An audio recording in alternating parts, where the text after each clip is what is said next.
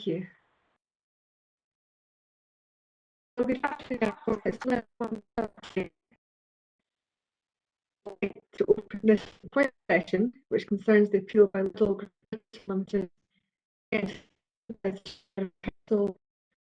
applications under Section 42, which will allow it to sell food from the existing B&M store at 64 Seafield Road in Edinburgh. I'm Trudy Craggs. I'm a reporter of the Scottish Government in the Planning and Environmental Appeals Division, and I've been appointed to consider this appeal and determine whether or not to grant planning permission. This is a virtual inquiry session and is being broadcast live, and as such will be stored as part of the DPA website archives and will be capable of repeated viewing. I have the discretion to terminate or suspend filming if, in my opinion, continuing with it would prejudice the proceedings of the meeting. By participating today, you're consenting to being filmed. You're also consenting to the use and storage of these images and sound recordings, and if any images or information pertaining to you contained in them for webcasting and training purposes, and for the purpose of keeping historical records and making these records available to the public. And further details on our privacy policy can be found on our website, DPA website. Thanks again to Callum for organising today's meeting. He'll still be in the background just in case there's any technical issues. So for the benefit of the live broadcast, can the lead participant of both parties introduce yourselves again and those who will be participating today? So I'll start with the appellant first.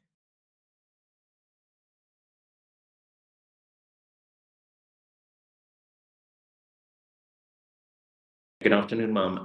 My name is Douglas Armstrong. I am Queen's Counsel at the Faculty of Advocates and a member of Terra Firma Chambers, and I appear on behalf of the appellant. The appellant has one witness, Mr. Keith Hargest, planning consultant, and observing is Ms. Kimberly Steele from the appellant. Thank you, Mr. Armstrong. Mr. Nelson, for the council. Good afternoon, ma'am. Graham Nelson, solicitor from the council. This afternoon, the witness to the inquiry is Roderick McLean, planning consultant. We also have on, there's Lottie Flood, is another solicitor from my team, and the rest of our team is just observing in the background and not on the formal meeting. Thank you.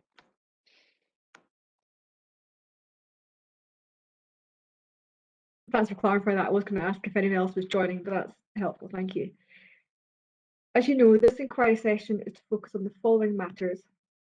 Firstly, whether there's a quantity deficiency within the catchment area, purpose and relevance of the Edinburgh Commercial Needs Study, and the justification for and the consequence of the 50% reduction in turnover of Morrison's and Portobello Town Centre.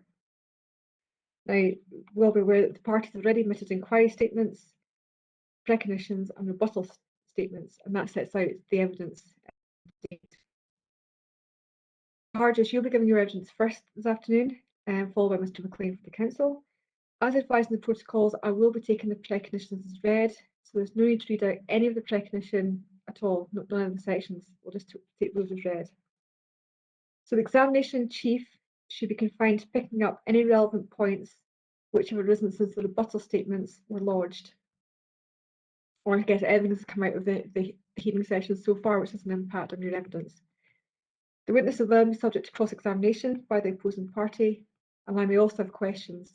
I'll tend to ask my questions at the end of cross-examination, but it may be appropriate during a line of cross-examination. If I require any further clarification, I might butt in at that point because it might make it easier to come in at that point than to ask the question at the end once we're kind of past the topic. So I may butt in.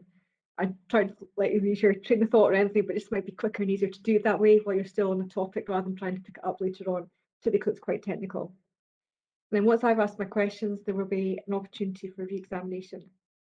Now again, as I've reminded you in other days, please adhere to the government guidance on COVID-19 when participating today. And I'd also remind you to ensure that phones and other devices are not audible during the session, even if you're using them. Now we're scheduled to last and go until 4 PM this afternoon, and we will continue if necessary tomorrow morning from 9:30. We'll have another short break this afternoon at a convenient point, and we'll see how the evidence flow goes. So before I move on to the substantive part of today's inquiry session, thank you to Mr. Hargest for sending through the map of the coverage of the pre-application consultation, which I requested yesterday. Now, I note it was copied to the council. I just check, Mr. Nelson, that you're quite happy that that has been lodged. Yeah, we've no difficulty with that being lodged, ma'am. I presume that any points arising from it could be dealt with in closing submissions if there's anything additional to be stated from it. Yes, you'd be able to sum up. I mean, Mr. Hargis did refer to them yesterday, and it was really for my benefit because he was referring to a lot of street names, and it was easier just to see where the map covered than trying to note down all the street names. So are there any other procedural matters that any party wants to raise at this stage? Mr. Armstrong? No, ma'am, other than I suppose that document should be given a production number, and I suppose it would just be the next little number, which I think is 4. It would be little 4. Yeah. So yeah, if we give that number little 4, that'd be clear for everyone if you want to refer to it in your closing submissions. But apart from that, nothing else. Mr. Nelson? No, ma'am, no procedural matter from me. Thank you. Great, thank you. Now, indicated in the protocols that at the beginning of examination in chief, cross-examination, and then re-examination, the relevant party carrying out the questioning should give advance notice of documents that are likely to be referred to. And again, this does not preclude the witness or the questioner referring to other documents as we go through the cross-examination or examination chief or re-examination. It's just so we can get them to hand before we start and make it slightly more efficient during the session this afternoon. As for the hearing session, these documents will not appear on the screen, so you need to be working from your own electronic or paper copies. So, Mr. Armstrong, you'll be starting with examination chief, so can you just give a note of the documents you think you're going to refer to, please? Ma'am, I think we'll try and keep it to the minimum, and obviously we've got Mr. Hargis' recognition and rebuttal recognition to hand, and just in case we go there, if we could have CD3 as well to hand. That's the Section 42 statement, including retail impact assessment, and hopefully these are the only documents certainly I will need at this stage. Okay, that's great, thank you. And Mr. Nelson, I'll ask you before you start your examination, your cross-examination, which other documents you want to refer at that point. Mr. Armstrong, I think we're ready to proceed with your witness, Mr. Hargis. I'm obliged, ma'am. Mr. Hargis, you've got your recognition and your rebuttal recognition. And I've really just got 2 additional areas to discuss with you this morning in light of mainly the evidence that came forward in hearing session 2 and CEC document 12. And the first one is in relation to your rebuttal recognition. And in your rebuttal recognition, you set out in paragraph 6 an update of the quantification of retail deficiencies.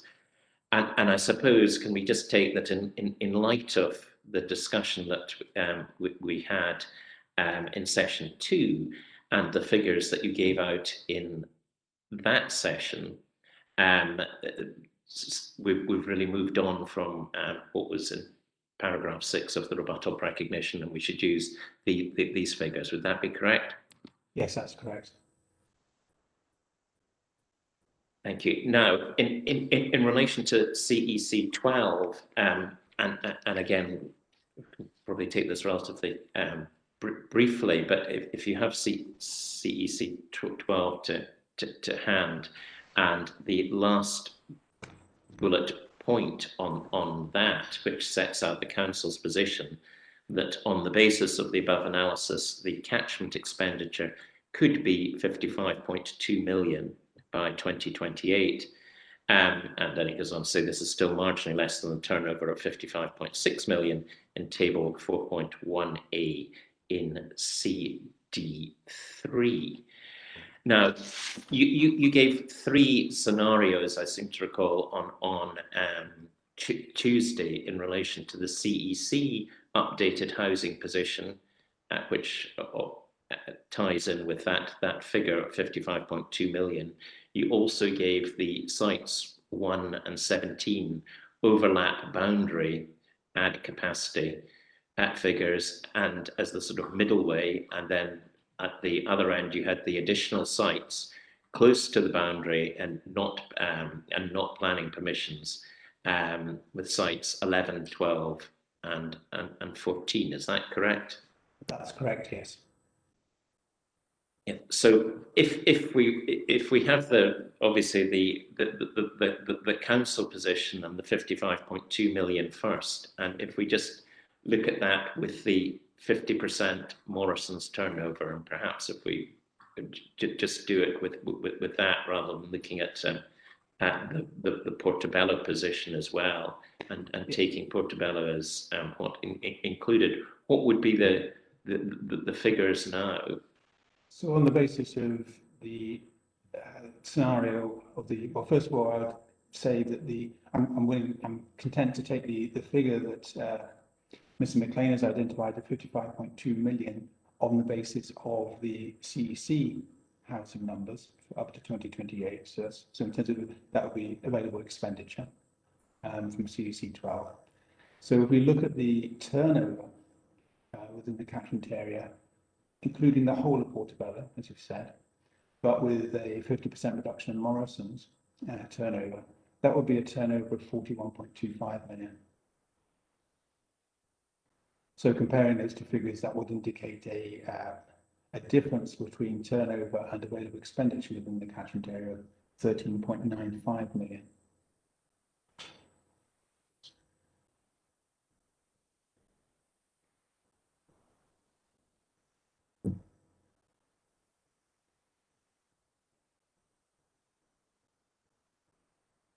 Sorry, I was on mute there, and that's 13.95 million figure. That has to be seen obviously in the context that we've set out of what the turnover of the appeal proposal would be.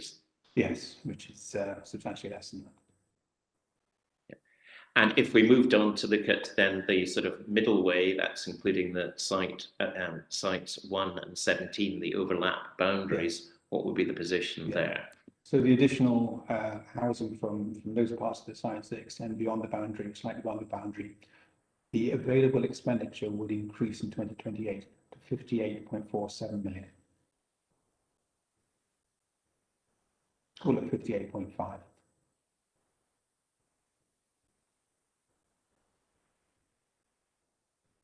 And so the difference with the figures, just so as you can give us. Yes, on the same basis with 50% of Morrison's, but the whole of Portobello, the difference between turnover and available expenditure will become 17.22 million.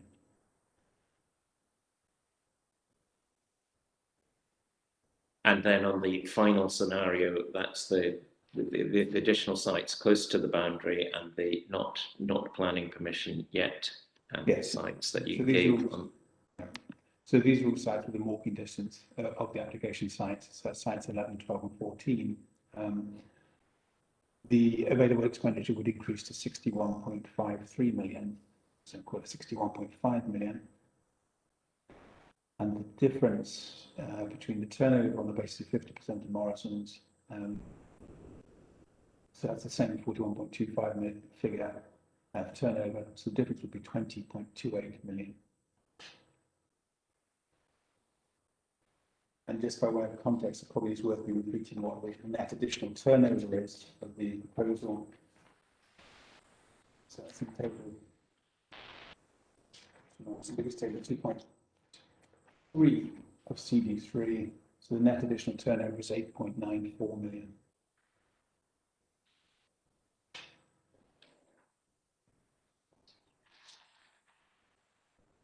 Thank you very much. No further questions.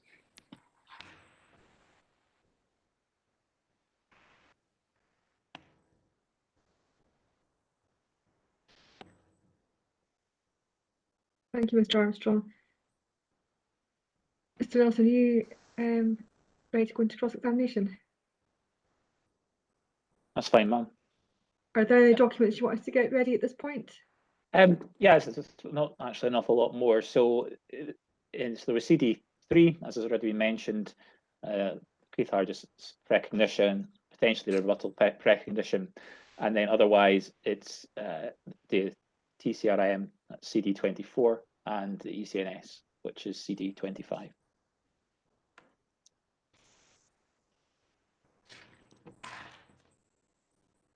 Okay, great. That's Should helpful. we start just have got everything that I've mentioned before I start?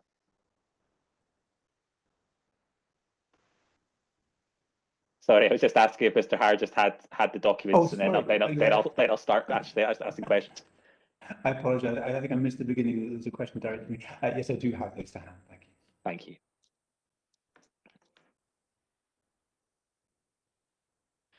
Okay. So some basic first questions here. So do you have professional expertise to carry out retail impact assessments? Yes. And would you agree that there can be a number of professional approaches to carrying out a retail impact assessment? A retail impact assessment? Generally, there's a pretty consistent approach to undertaking an impact assessment. And the approach adopted here has been accepted by the council. And were you responsible for the retail impact assessment in this case? Yes. So turning to paragraph 2.2 of your retail impact assessment.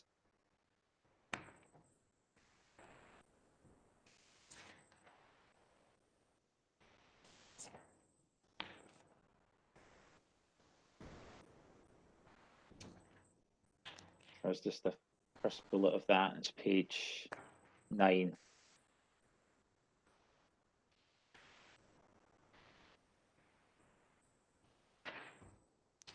Yes, I haven't. Pages get No, you're fine. around and backwards. It's definitely a challenge with multiple screens and documents trying to do it. Okay, so into paragraph 2.2, and I just was wanting to check with you, does that reference the ECNS? Yes, it does, yes. And then also at table 2.1 on paragraph, and also paragraph 2.8 on population growth and expenditure per capita.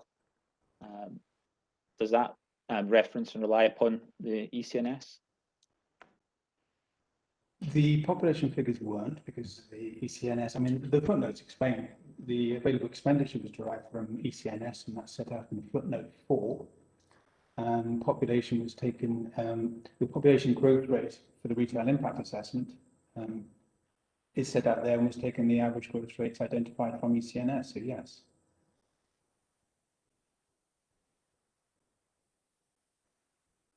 Thank you.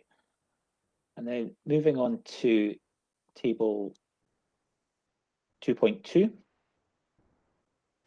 And I think then the paragraph relating to it, paragraph 2.9. Again, this floor space and turnover, and this again referencing and there's some reliance on the ECNS data. Yes, it's, I mean, the explanation is set out there, but basically it's based on actual turnover rather than the average turnover, which is derived from the ECNS tables.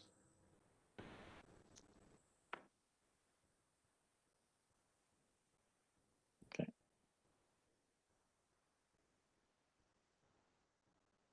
Okay, and then just on similarly on table 2.3, page 14, and paragraph 2.22, I think is the related paragraph. And again, here is this utilizing the ECNS data to inform this. Well, I use the ECNS estimate of the little, basis for estimating little turnover. So yes, okay. The B&M, as you can see from the footnote, I mean, it's set out very clearly where the assumptions came from. So the B&M, because it's not identified in ECNS, the purpose of using ECNS is that, if we've got an agreed basis of data for retail impact assessment, it makes it an awful lot easier for an authority to assess whether or not the retail impact findings are reliable or not. In this case, they consider the impact findings were reliable. No, thank you. That's quite helpful. Your Okay, so your RA does your retail impact assessment in that regard does meet quite extensive use of data from the ECNS. Yes, and I've said that all the way through, that a primary role for the ECNS is to provide base data for for retail assessments. And that's how I've used it as a base data source. And you may have touched on this just now, of could you have conducted your own household shopping survey instead and produced an independent retail analysis that didn't rely on ECNS data? I could have done, but is there any point when we're looking at base data for retail impact assessment is what you're asking me? And as I say, the council has accepted the findings of the retail impact assessment. Thanks. So for those reasons, was your choice to rely on the ECNS as your preferred approach in that regard? My preferred approach would be to have a very detailed, extensive household survey, but there's always an issue whether someone's prepared to pay 20, 30, 40,000 pounds for that. In the absence of that, I have a survey from the ECNS that has been used. It's got significant limitations, but there is a survey undertaken with its limitations, and particular limitations in the context of the catchment area, which is only a small part of one zone. But as for retail impact assessment purposes, which is identifying the impact that the development will have on existing centres, it's reasonably robust for that purpose. Okay, thank you. I think that's helpful and clarifying. Moving on to paragraph 2.7 of your retail impact assessment. And there was this, sorry, I say moving on to, I suppose that's back. Moving back, yes. But I found it. Yeah, so we're on page 9 actually for that. And it was just the second sentence of what that says. If you were just able to read that for us, not very long. However, given is it sentence beginning, however, is that correct? Yes, indeed. Yeah. However, given the location of the store within the urban area of Edinburgh and location on the side of Seafield Road, which is considerable traffic, linking Neath and Grant to the location southeast, is likely the proportion of trade will be drawn with residents out of this area. For example, those who live in the vicinity of the store, but live further away. Yes, there will be an element of some pass-by trade, which we've talked about. There are practical issues associated with that because of the location on the store on the south side, which I referred to yesterday.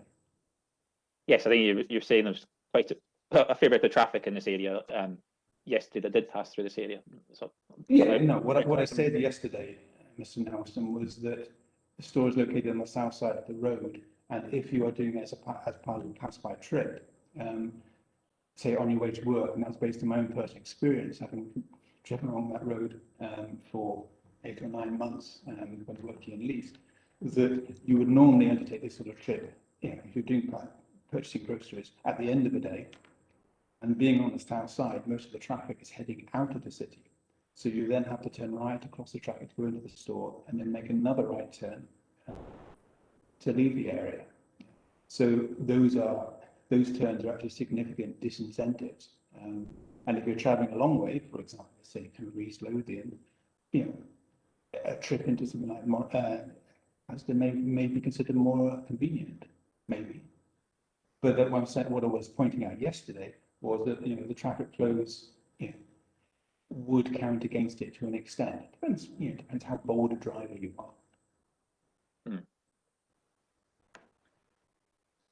So I suppose all I'm looking at from that paragraph 2.7 and what you've said there is that it does seem that there's likely to be substantial passing trade from car traffic along Seafield Road. No, I didn't say substantial. I said there's likely to be some. And because of the because of the arrangement of the store, that will count against how much you might otherwise expect. Because it's on the south side and you've got to cross busy traffic flows twice to actually make that manoeuvre. But these are matters of accessibility that we discussed yesterday. Okay. Moving on to, sorry, let's see, to table 4.1a, which I think is on page 36.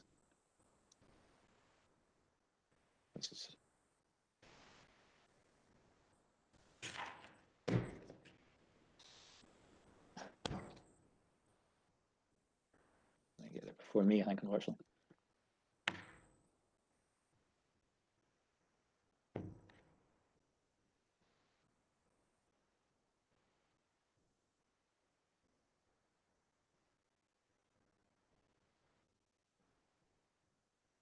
Okay, sorry. So page 35, in fact.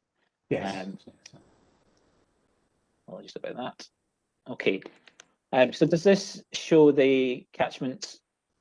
So the column titled convenience goods in that table, does that show the catchment residents' convenience expenditure as being less than the turnover of stores in that catchment? Yes, it does show that. Obviously, these figures predate the updated figures that we've been through in the last couple of days, but yes, the available expenditure figure there is below the turnover figure. Okay.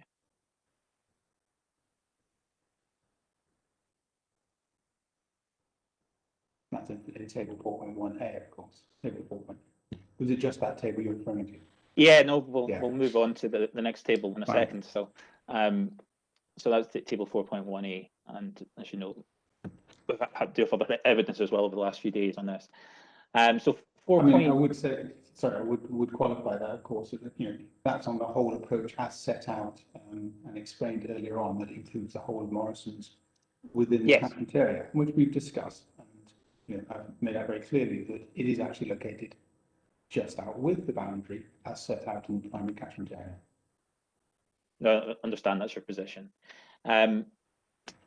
So we're just going on to before we go on to the next table. Is it true that currently, with no Seafield Lidl, that shoppers from all around have access to Morrison's and the Portobello town centre? So could you repeat the question then? Sure. Yeah, please. Is it true that currently, with no Seafield Lidl, so without this proposed store, that shoppers from all around have access to Morrison's and the Portobello town centre? In short, I don't think you could say that, no, because it depends on the ability and the means of every individual to actually travel. For example, we've talked about car ownership. Those who can drive and got access to a car, certainly they've got access. Everyone in the area has got access to the stores that you've named, and they've got access to stores much further afield. For some of those who feel they can walk a long way to a bus stop, yes, they can go and catch a bus. For those who feel that they can't walk so far to a bus, or have got other access issues, no, it wouldn't be true for them. Some people may be able to use the bus to get there, so that includes a portion of the residents in the area. But no, it's definitely not the case to say that every person in that catchment area, regardless of whether Lidl is there, because Lidl makes no difference to the accessibility of these people in this area to other stores. It's not to do with Lidl. It's to do with matters that were discussed yesterday afternoon. Okay, I think you actually answered the next question I had, so that's helpful. Thank you. Okay, so why does the retail impact assessment contain analysis with a reduction of 50% of the turnover of Morrison's and Portobello town centre, when the full floor space is available to all shoppers, whether from inside the catchment or not? With respect, it's an absurd suggestion, absurd question. Because as I've just answered in my question, those who've got access for driving, which it's a significant proportion, not so much in Restalrig, but in Craigentinian and North Portobello, they've got access to every store in the whole of the Edinburgh area if they wish to. So on that basis, if I wanted to say the catchment area on the premise of your question, I ought to include every store. It is absurd, not just as far afield as Asda at the Jewel, but it could even be Tesco at on the west side of Edinburgh. It is a nonsense concept. It's a matter of if you include every store that you theoretically can gain access to. If I chose to, I could go off and do my shopping. If I lived in Craigentinian, to say, oh, I fancy a trip out to North Berwick. I'll go to Asda in North Berwick. Oh, I should include that in the catchment area. So, the question makes it. I can't really answer the question in a sensible way because it doesn't make any sense. Okay, we'll look at that a bit further in a second. Okay, so let's look at this 50% reduction a little bit further in a different way. So you've applied it as a 50% reduction. So where was the calculations for justifying it to be 50% rather than it being a different percentage from that? As I explained in, I think it's CD7, it might be CD16, I think it's in the letter. Just check. I mean, what I was explaining, it's a notional reduction. You know, it's deliberately 50% because that is a round figure. You know, it's a half. As I've explained in, I think it was in hearing session 1. If you look at the catchment area, you know, the area around in all directions around Morrison's, you could easily argue the reduction should be less than it should be more than 50%. I mean, the trade drawn from this catchment area could be less, and it could be less than 50%. I'll just check where I actually refer to the 50%.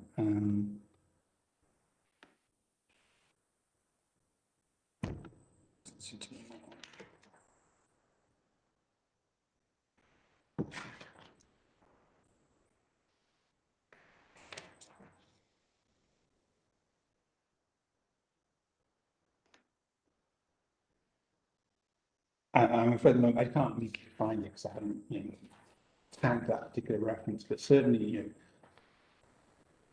I believe in one of the documents, I'm not sure if it's CV3, CV7, CV16, indeed even in my recognition, that it's a notional reduction. You know, it's a nominal reduction, recognizing that the store is very close to the boundary, as identified with primary catchment area. But there is no justification that it should be 50% rather than 60% rather than 40%. It's just, you know, it reflects the fact that, you know, it is a reasonable reduction. And as I set out in some detail in the correct document,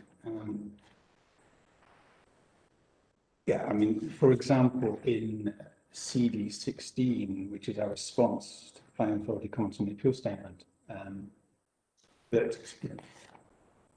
the reduction in terms of the level of market share by stores within the identified catchment area, taking that reduction 50% is pretty consistent with the sort of reduction that's been identified in ECNS in terms of the share of stores, share of expenditure that is directed to stores within the whole of Zone 3. You know, it's not a bad figure, but there is no calculation that says no, the figure should be 50%. It's an indication. Strictly speaking, because it's not located inside the defined prime catchment area, I should actually take no turnover from the store. It should be 100% reduction because it's not within the defined PCA. And clearly, but I would say that that is not a fair representation because it is clear that a significant proportion of shoppers from the primary catchment area do shop in Morrison's. And we can see that, for example, in document CD5. And I know we discussed this yesterday. But in CD5, if we take this at face value, so in answer to question 1, and then shall I give a moment for you to bring that up? We have visited it before.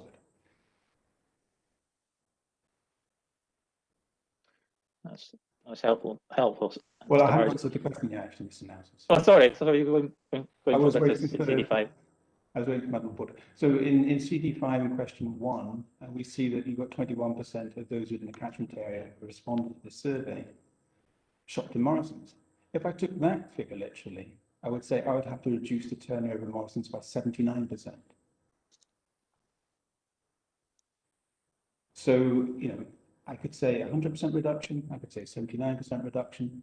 What I've taken for the purpose of this exercise, which is indicative of deficiencies, quantitative deficiencies, I've taken 50%, which I think is fair enough to say that's a pretty conservative approach. That's one which would favour the council position rather than my position.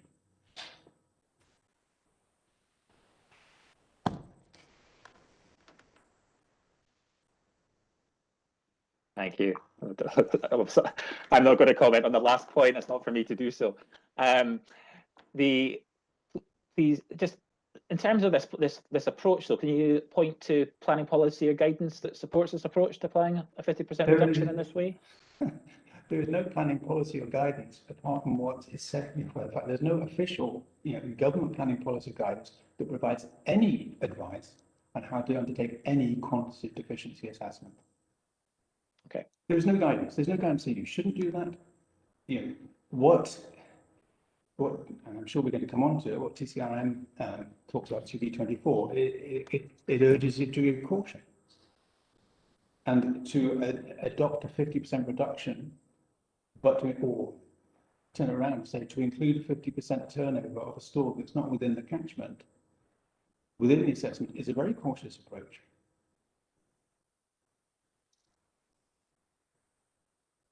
Okay.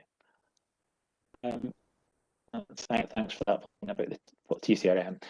Have you lodged any examples of other planning appeals where such an approach has been used and approved by the reporter? No planning appeals have been lodged to this inquiry by any party. Yeah.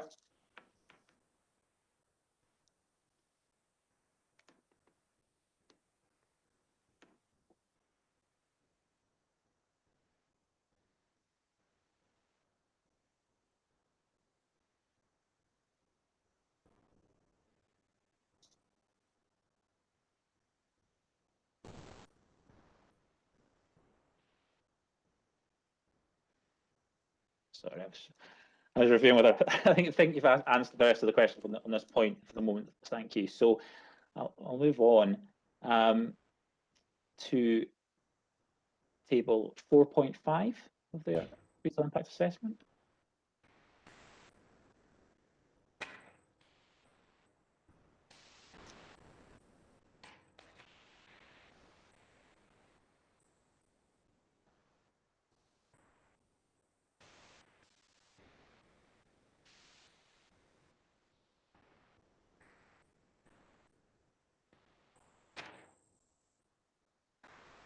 Apologies. So page 46.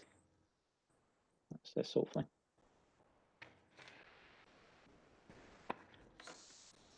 Yes. Thank you.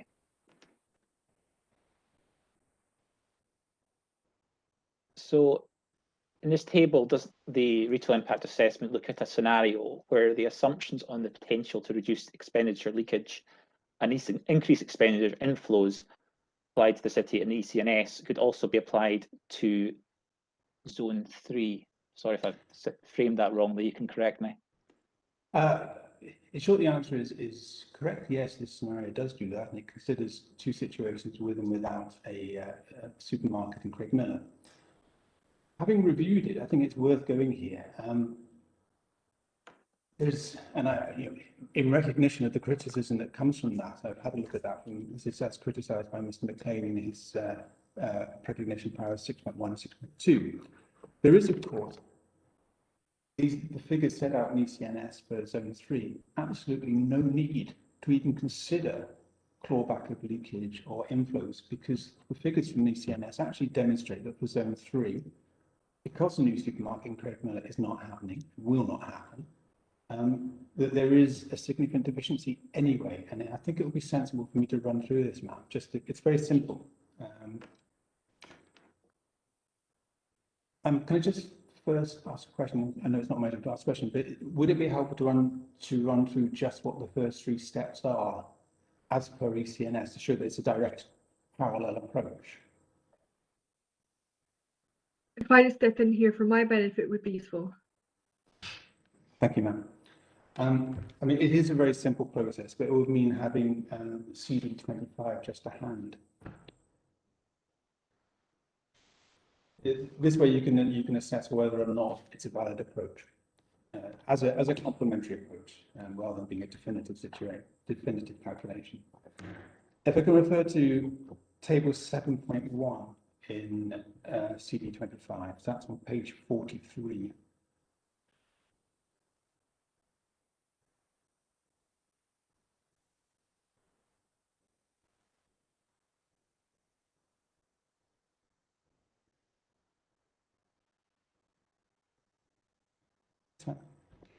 You see that all I'm looking at is the first three steps that lead to the low estimate. So it's A, B, and C. So we see here that the first steps here is current undertrading. Of course, this table is for the city as a whole. And there's a negative figure of minus 92.5. Now, as it says there, you get that figure from table 6.11. So we can see that there's a sum of all the zones in table 6.11. It identifies overall undertrading of minus 92.5 million. That's on page 40. So if we're taking our approach, but just combining this to zone 3 east, the equivalent figure would be found in table 6.10, and it's on the top of page 37, where we get zone 3 east.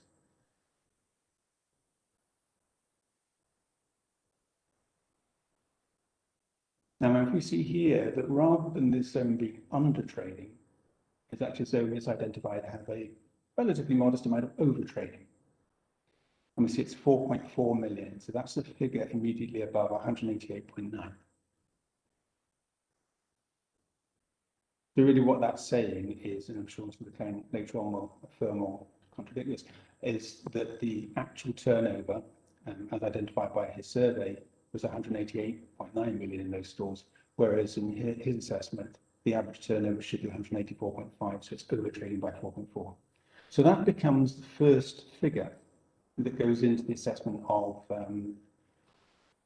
whether or not, using the ECNS method, there is a deficiency in zone 3. So it becomes, so it's plus 4.4, and that's the figure you'll see at the top of my table, 4.5, in both tests. So it's a positive 4.4. The second is to identify what is the growth in retained expenditure. Going back to for the city-wide assessments, this is part B. He takes it from table 6.9. And in fact, for the period of 2018 to 2028, the figures identified as a growth of 49.7 million.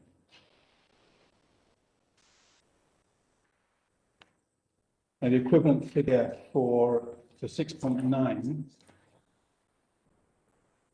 please say if I'm going too fast, because obviously I've been through these figures a number of times. That's on page 34. So the 49.7 million figure is the difference between 2018 and 2028 between the retained expenditure, the turnover figure, set out at the bottom of table 6.9. So you've got 1,307.5 million going up to 1,357.2 million. So that's plus 49.7. So if we're just looking at zone 3 east, surprisingly the figure is a lot smaller than that, but it's the difference between 100, so just 3 tables above that in table 6.6, the equivalent figures are going from 188.9 million going up to 196.1 million. So that's plus 7.2 million. For some reason, I don't know why, I only put 1.2 when I should have put down 7.2 in my table 4.5.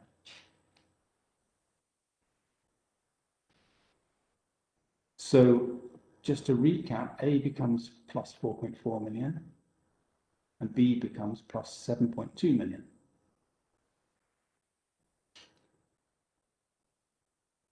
And the third step, which is a very obvious and straightforward step, is to take off any commitments. And the commitments that are set out in table 6.12.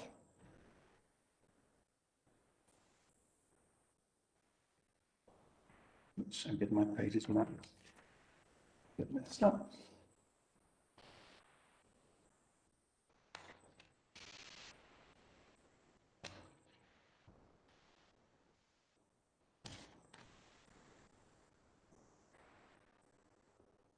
I think I would have been better off having this on a screen rather than double. Maybe page 41, if that helps. Yes, I know the page number, I just can't find the page. But I mean, I mean, I know what they say anyway. You see that there are a relatively small number of stores identified as committed. One of those, the one in Craig Miller, is in Zone 3 East. None of the others are. You'll note, for example, it includes the Little on Easter Road. That's in Zone 2 North. You see the reference to Ward 12. Just to clarify, in the table it's referred to as Nid Remains. Yes, Nid Remains. And that's the Craig Miller store that you're referring to. It does say yes, it's identified as Craig Miller Park, okay, that's which fine. is the arm's length to Arm Academy. You see, ma'am, that in my, I highlight in CD3 that there was, at that stage, there was no commitment to that store. That situation moved on, and I set it out in my recognition as to what the statement of situation is as far as that store, and that's in my paragraph 10. And that's the, not only has that earlier consent not been implemented, but there is now a replacement consent for that site, which is 20/00292/FUL. And it's got residential and small scale commercial. That is not a food store that's proposed. There's no convenience floor space of any note for that site. So in other words, it follows quite clearly that there are no commitments in Zone 3 East. So that means that the figure that should be used in item C in my table 4.5 is 0. So without going any further, without looking at inflows, clawback of leakage or anything like that, the ECNS analysis identifies a capacity for which we can take a form of quantitative deficiency of 11.6 million for the whole of Zone 3. Now, I'm not suggesting that therefore that all should be included in the catchment area, because this is meant to be a complementary analysis that says whether or not there is a deficiency. But what this shows, without touching those other factors, which are the subject of the criticism of Mr. McLean's evidence, that there is a quantitative deficiency on this basis of calculation of 11.6 million, which clearly is higher than the net additional turnover of this store.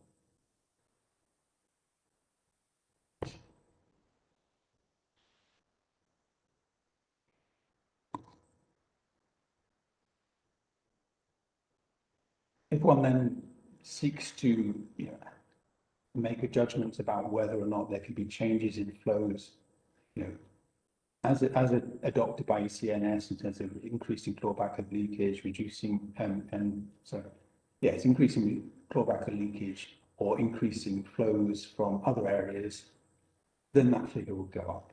But we don't need to go there.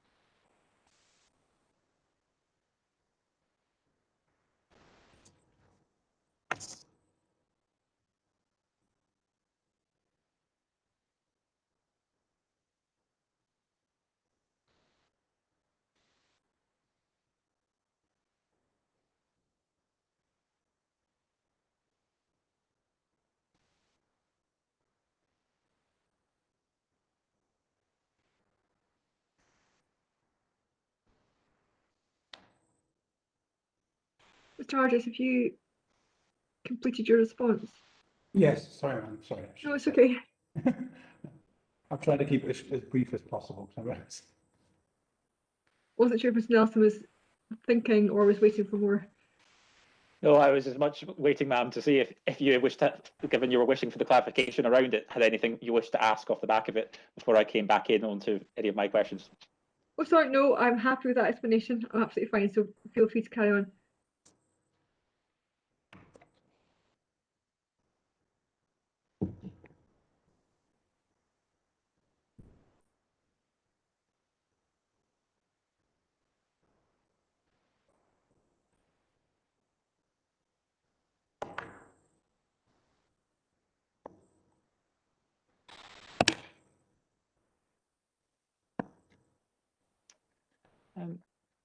Just one, it's just actually one for the point I'm just asking about just now.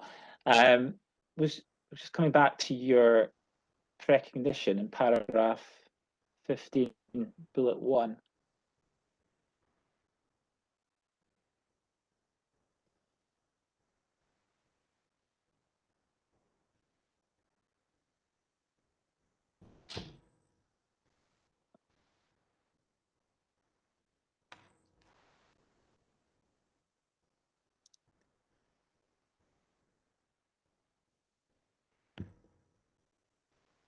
Sorry, have you got that now? Yes, I have. So that's Just to check. So you're saying here that it isn't possible to definitively calculate a quantitative retail deficiency within the catchment area for the proposed Lidl food store? Yes, of course it's not. Because for the very reasons that I highlighted, I'll give a very quick summary. One, you cannot definitively define the catchment area in terms of because you can't say is it 100% catchment area in terms of trade draw, is it 80%? It's a primary catchment area. Because you will in every store have a degree of trips associated, purchases made on trips associated with other purposes. There's always the catchment area can be extremely wide, and you cannot say categorically this is the catchment area. People will use there's a working definition. That's the first factor. The second factor related to catchment areas is, as we've talked about in section 1, is that they fluctuate over time. They're soft boundaries. They're permeable. They will change as new residential developments happen, as new stores get built, or as operators of existing stores change. They will change over time.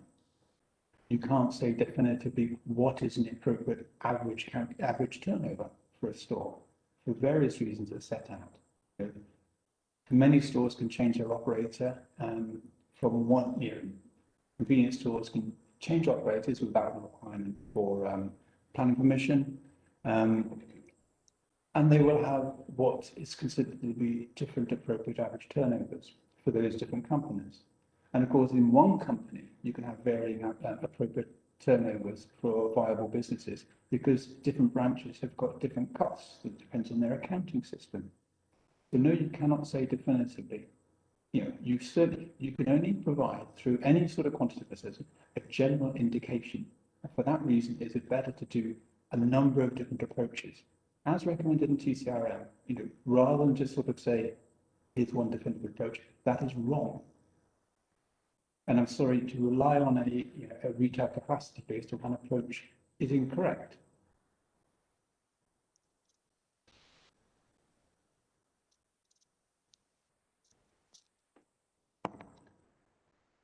I mean, just in summary, you can just get an idea of whether there is a quantitative deficiency, but you cannot quantify it with any degree of reliability.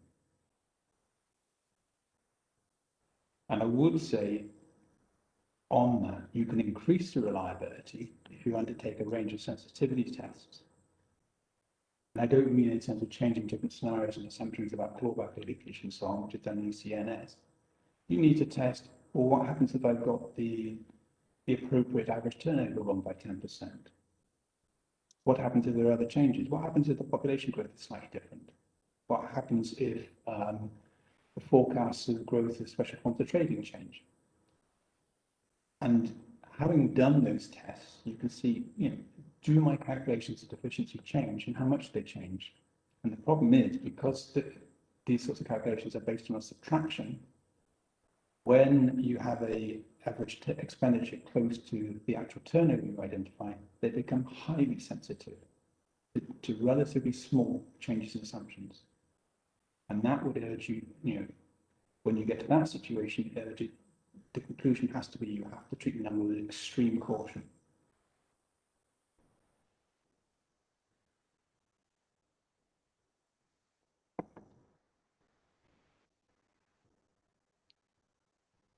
Thank you. That's the end of my questions.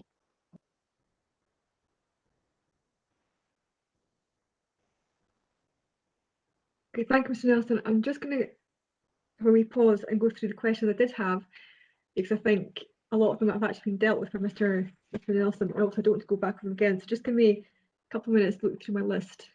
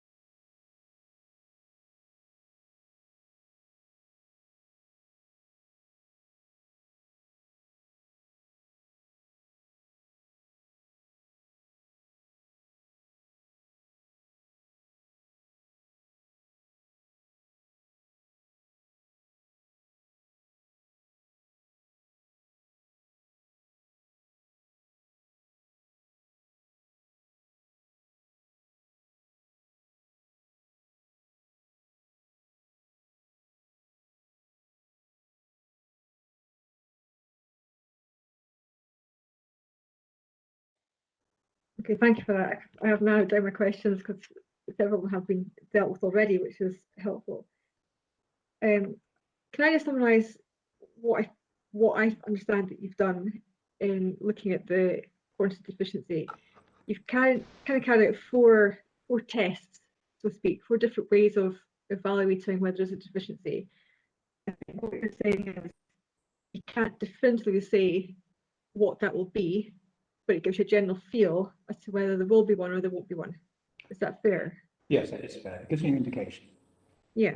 So, and by doing the 4, I guess you could argue that if they all come out showing a deficiency, then there's some credibility there. If you've got a mixture of results, you might think, well, there's something funny here. That's correct, yeah. And we will get you. Try a number of complementary approaches. Are they consistent? They are consistent. Okay.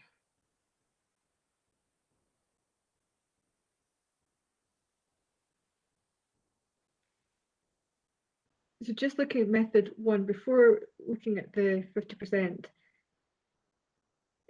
I think you have accepted that if there's no adjustment for Morrison's or Portobello, then there's no quantitative deficiency. Is that fair?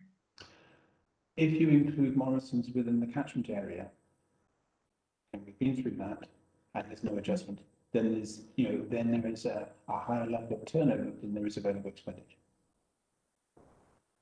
So there'd be no quantitative deficiency in that situation. Well, I'm not asking for the rights or wrongs of it. No, I mean, the thing is, quantitative efficiency is beyond just a comparison of over expansion and turnover, and that's set out quite clearly. Now, I'm going to refer you to TCRM because it does review the issue.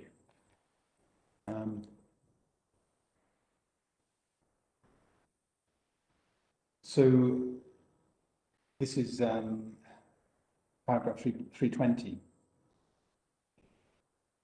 We don't have a definition of quantitative deficiency.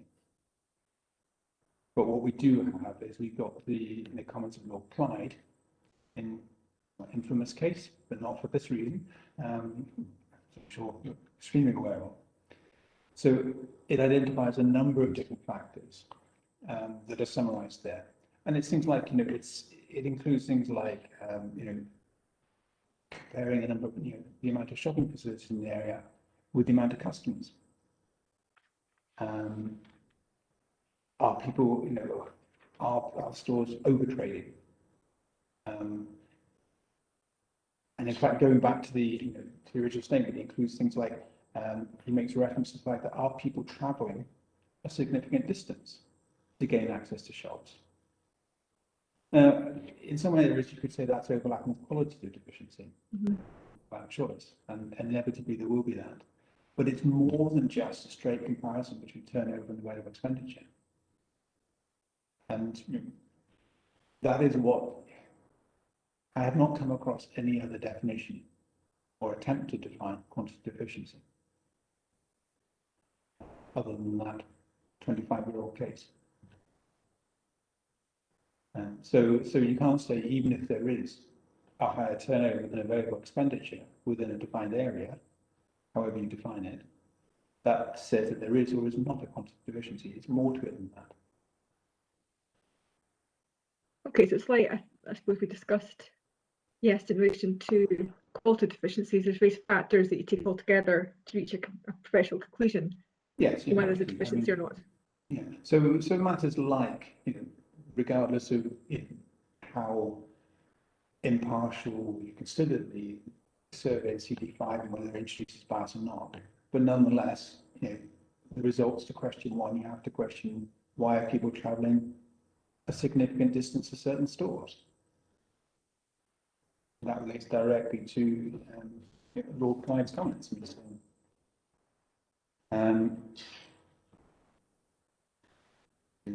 looks like there can be a quantitative deficiency even although there is no need for the development, insofar as everyone in the area is able to do their shopping, albeit with a delay and inconvenience of a possibly overcrowded shop or travelling some distance to get there. So that would be an issue of deficiency, but not necessarily a quantitative need as it used to be.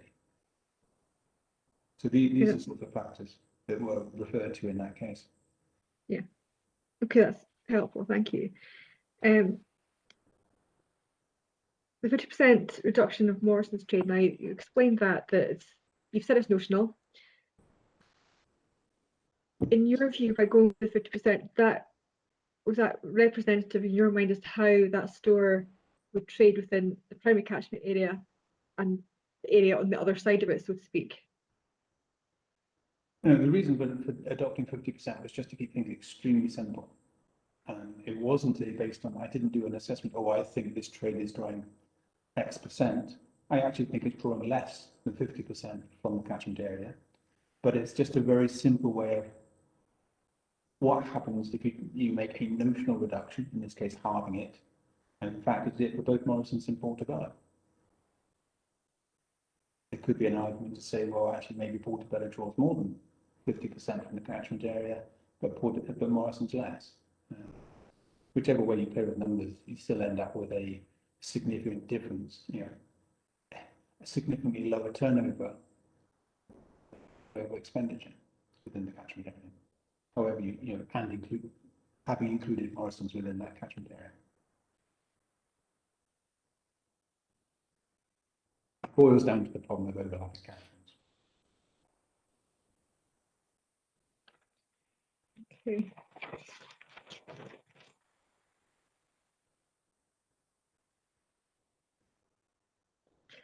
Can I get you just to unpick, is it paragraph 8 of your recognition?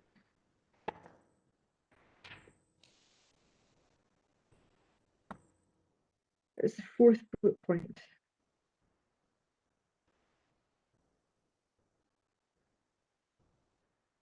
But this is the 50% reduction. Yeah, I just wanted you to explain this a bit more to make sure I'm understanding it. Right, let me just read it first.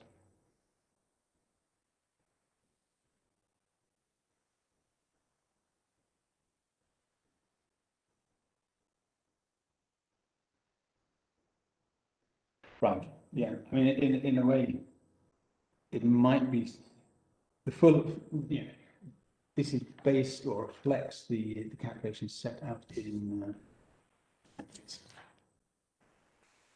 it's in CV16.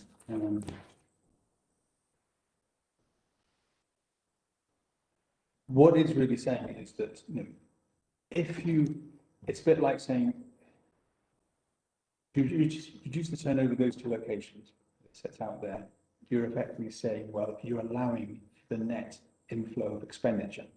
So if you're including Portobello and Morrison's in the catchment area, put that aside whether or not they are. If you make that reduction, so by the 50% reduction, so half the turnover of those two is 18.48 million. What you're effectively saying is that as an expression of the total turnover within that catchment area, the net inflow of expenditure is 28%. So that would become 18.48 million, half the turnover, over the total turnover of that whole area, which is 55.61 million. So that ratio is 28%. And then it compares that to the situation in zone 3. And the calculation there is set out in table 1 of CV16, where in fact the figure was the net inflow is, just checking things as it inflows. I think it's 33% offhand. But the point is, it's saying there's a consistency. Insofar as you can take a comparison between a small area which actually overlaps with different zones with a much larger zone. So again, it's indicative of, does it seem a reasonable sort of reduction? And the conclusion of that is yes, because it's saying that if you're including Morrison's with its wider catchment area, the net inflow is effectively 28% of the turnover. Okay, look at your table 1. Where do I get the 28%? Well, no, you don't get the 28% there. The 28% is in the bullet point in the in your text. in the text, yes. Okay. Whereas the equivalent figure is inflows from outside Edinburgh, you're actually getting what table 1 shows is that the actual for zone 3 expenditure from residents spent in as a proportion of the turnover of the existing shops is 54%. Mm-hmm. And that is consistent with Mr. McLean's figure 74%. You're just dividing it by the total turnover. Right, okay. So what it's saying there is actually the net, the net inflows, and 46% of the trade of those shops in zone 3 is actually originating from locations out with zone 3, whether they're in the city or outside the city, the two together. So there you've got 46%. Whereas here, what we're just saying is that, well, the effect of making the 50% reduction is it's actually only 28%. So it's actually a lower figure. It's just kind of like benchmarking.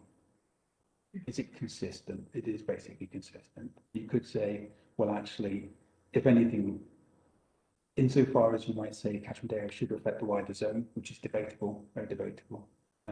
You might say, well, actually, the reduction should be, rather than 50%, it might should be 75% or something like that.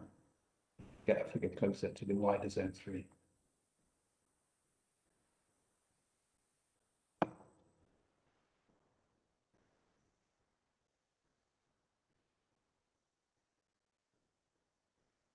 That's helpful in that section. Thank you. Can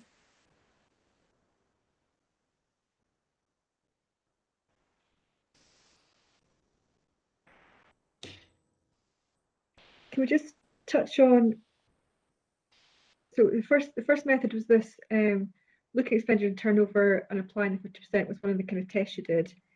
You've looked at the ECNS methodology, which we discussed, and my questions on that have been covered.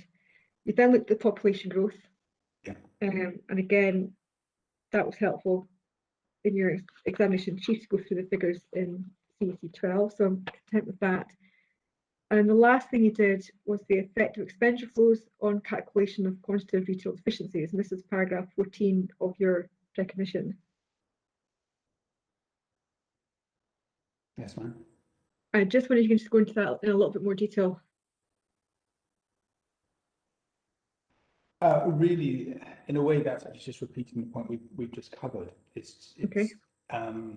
Because it is going back to the information in CD 16, and we went through that. I went through that approach because maybe I didn't quite understand the point that planning authority were making in their response to the hearing statement, to the appeal statement. So remember, there's a single page, but in a way, it actually did take the same approach because it's considering position with net inflows, but this way the net inflows are applied to the turnover, but you could apply it, and the second part of CD 16 applies it, does a reverse calculation, but it's exactly the same, the result is the same. So in a way, it's a different way of doing the same thing, really. Okay. So I wouldn't necessarily say I've done 4 approaches, I would more probably say I've done 3 approaches, really.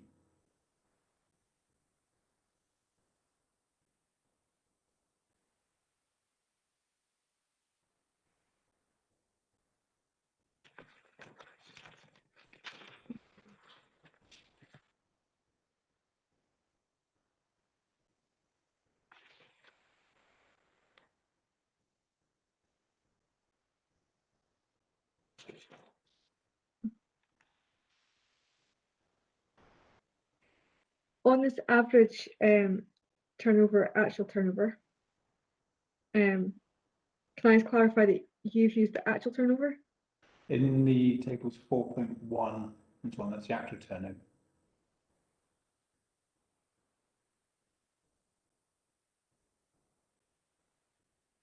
Okay. Then, if you look at paragraph 4.2 and 4.4 of Mr. McLean's recognition,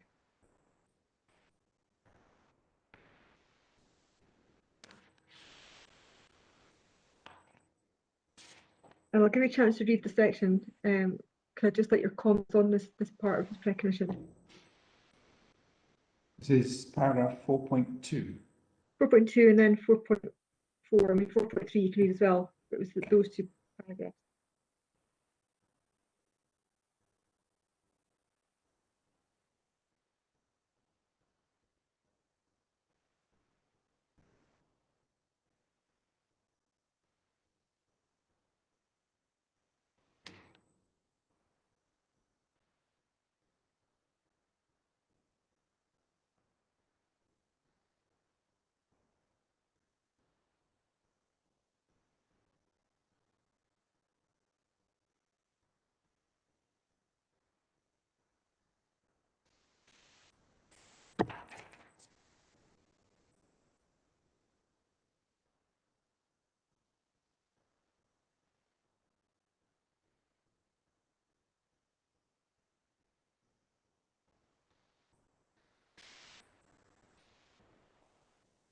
This one I've read it, I'm not 100% sure exactly what it's meaning in 4.2, but see where it takes us.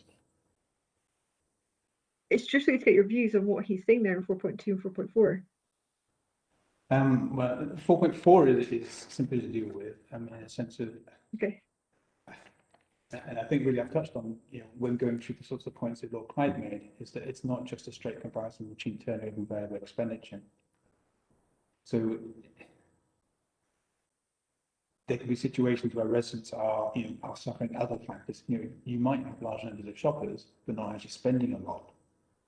That would come under Lord Clyde's comments as being deficient, or that people are therefore choosing to go further afield to meet their specific requirements, because for that particular sector, let's say main food shopping, for sake of argument, as far as it's relevant these days, that needed, that is not being met. And that's where we're overlapping with qualitative issues, very much so. So I think that really covers 4.4. 4.2.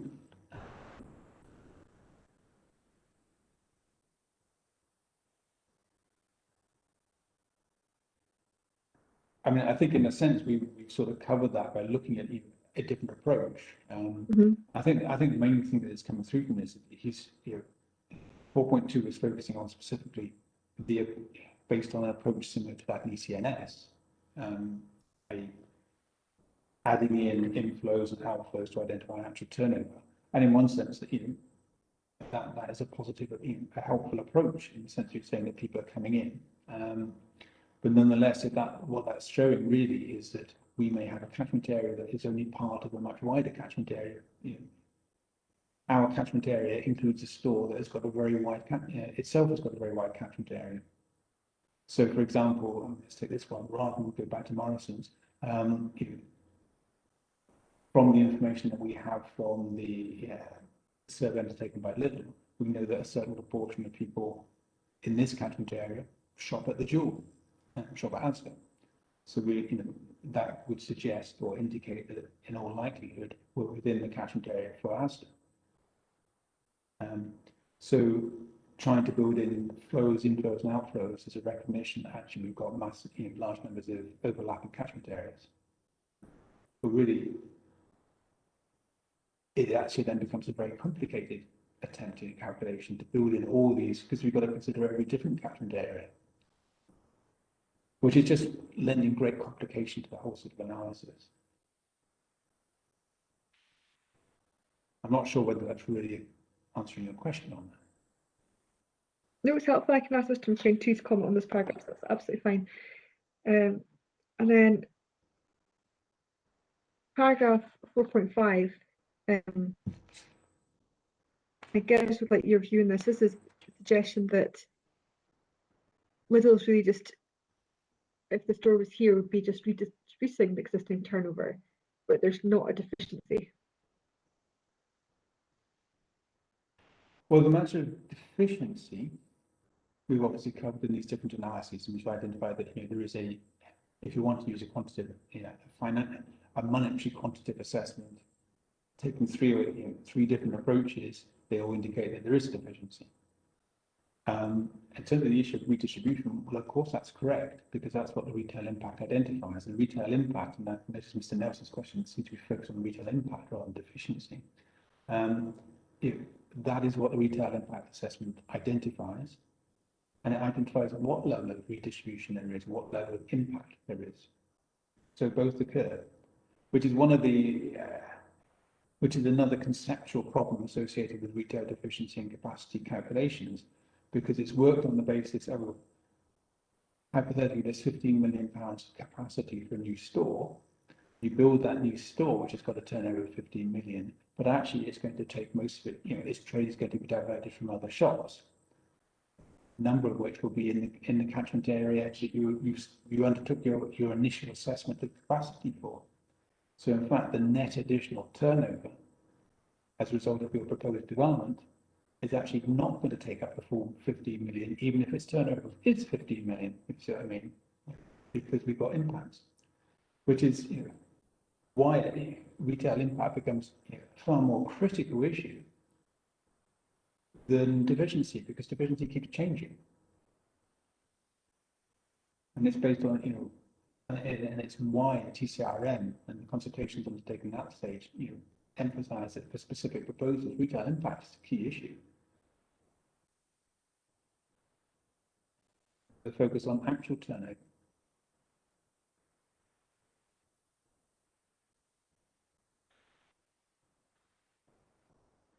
Okay, thank you. That's really helpful. I have no more questions. Thank you. Mr. Armstrong, do you want to carry out any re-examination? Thank you, Mum. Just to come back on two points.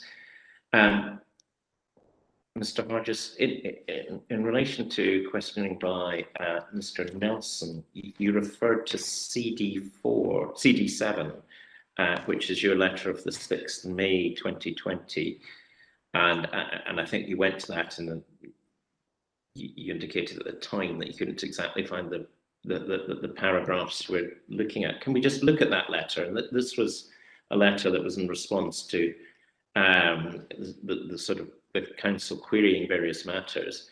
If we turn to page 4 of that letter,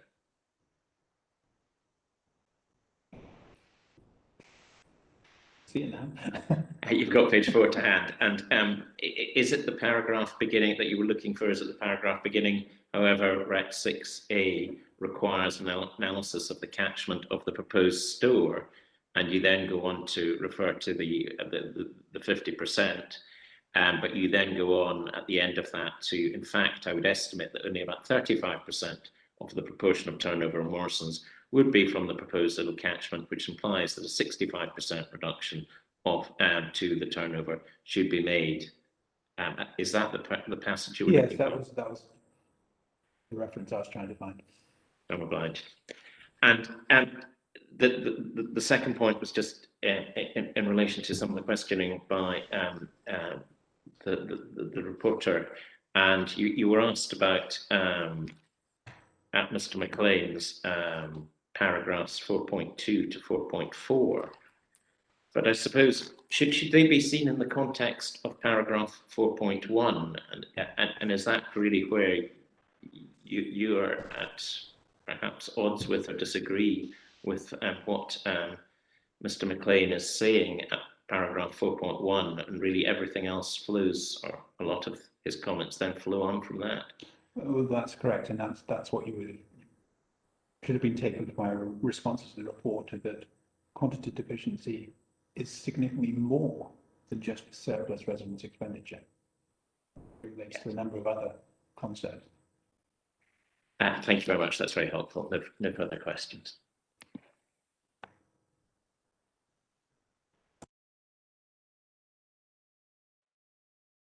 Thank you, Mr. Armstrong, and thank you, Mr. Hodges. I propose we break just now to maybe 3:05. That give them time to get organised, and we'll start again at that point. And Mr. Nelson, that'll be your witness, Mr. McLean, and you'll be starting with your examination chief at that point. Okay, so 3:05. Thank you. Again, just stop your videos and mute your mics. Thanks.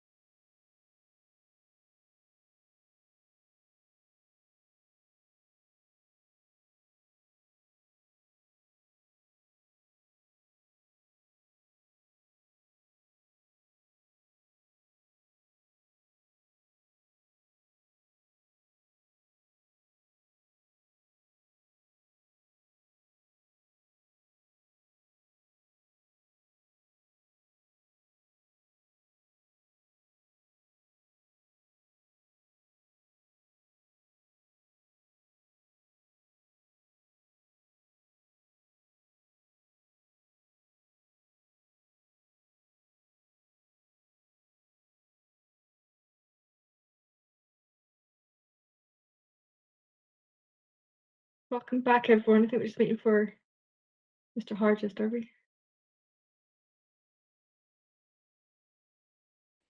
Sorry, Mr. Hargis was just having a bite to eat, so I think we don't need to. That's absolutely fine. It's not making any comment about his answers. I think he's having a Mars bar or something. So, yeah, I think, and listening in. So, That's absolutely fine. Mr. Nelson, before you start your examination in chief, are there any documents you think we might be referring to, or are the ones we've been referring to so far likely to be the ones that you go to? Yeah, so I think much of the documents we've already referred to will be the same. I think on top of that, it's probably just, there's a very brief reference to CD 17, which is just the LDP relevant policy on this. And we've touched on CAC 12, and I think we might have had little 3 open already as well, but I was not quite sure if we've not had that open, those couple as well.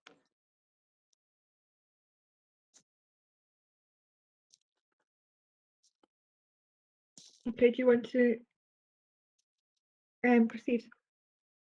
Thank you, ma'am.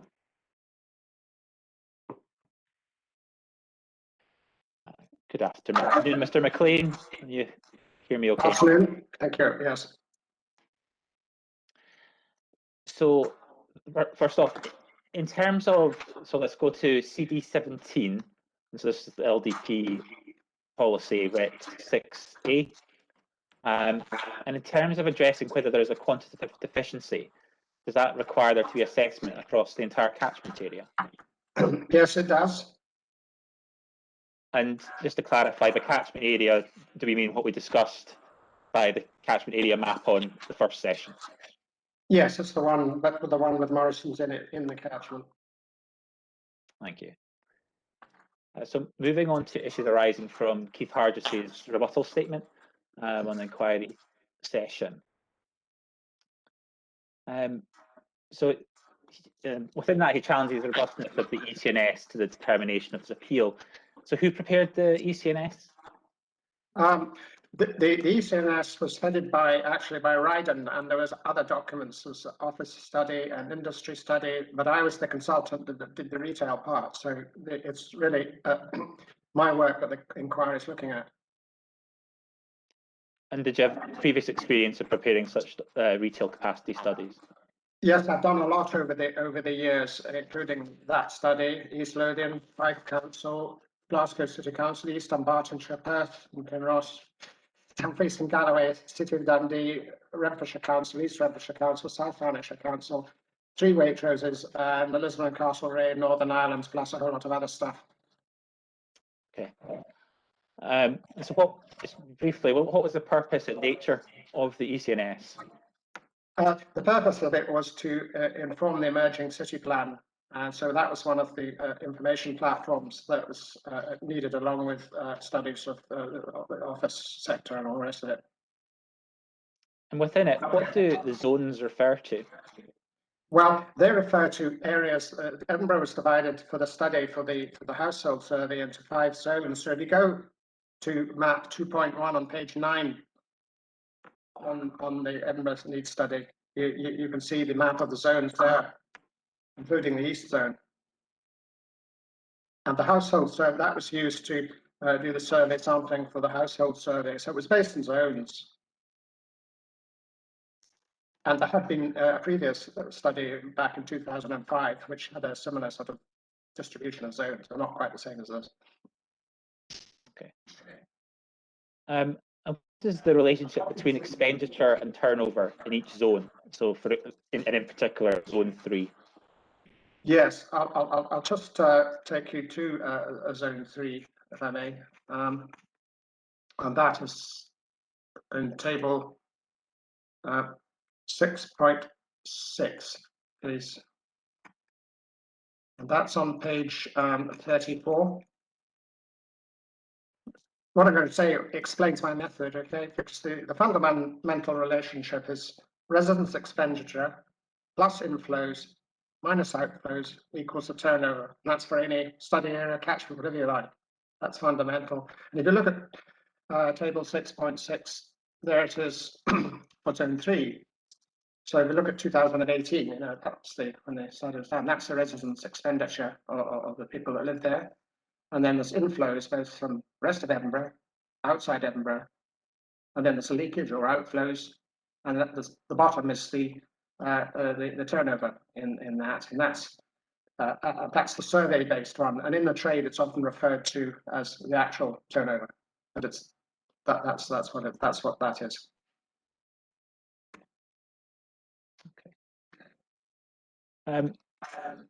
So I guess in terms of Mr. Hardis's paragraph 2.4, how is the convenience retail floor space and turnover in zone 3 compiled?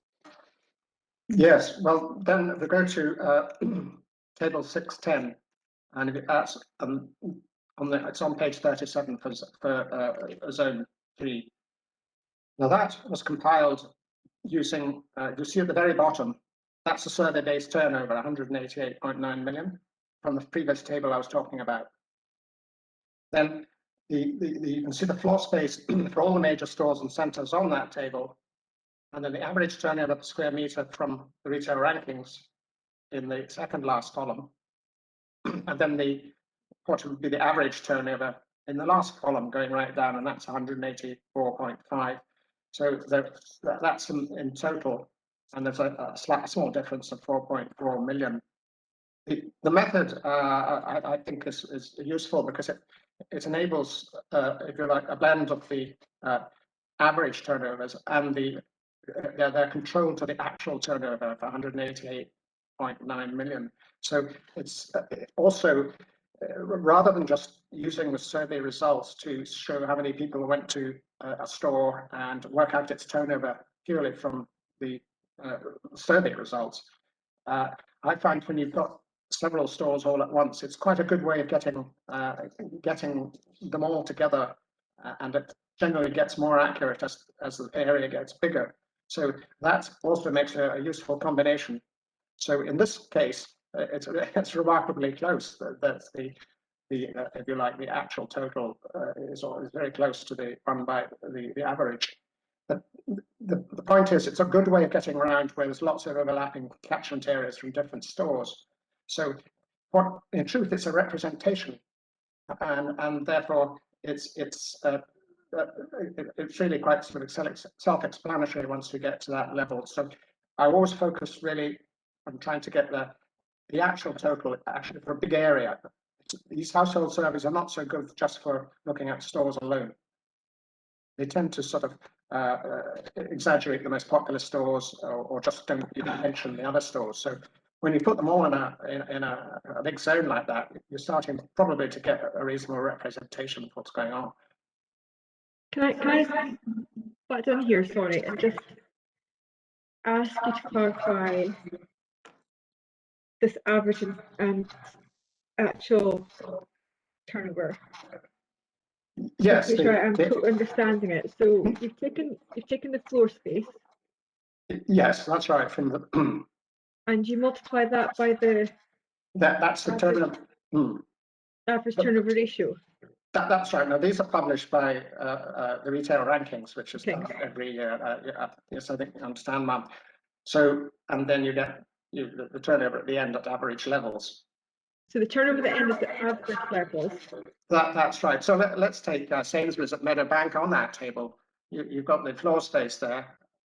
You've got the turnover ratio, turnover to floor space ratio of 11,470, and then you've got the at average levels, it would have a turnover of 34.7 million.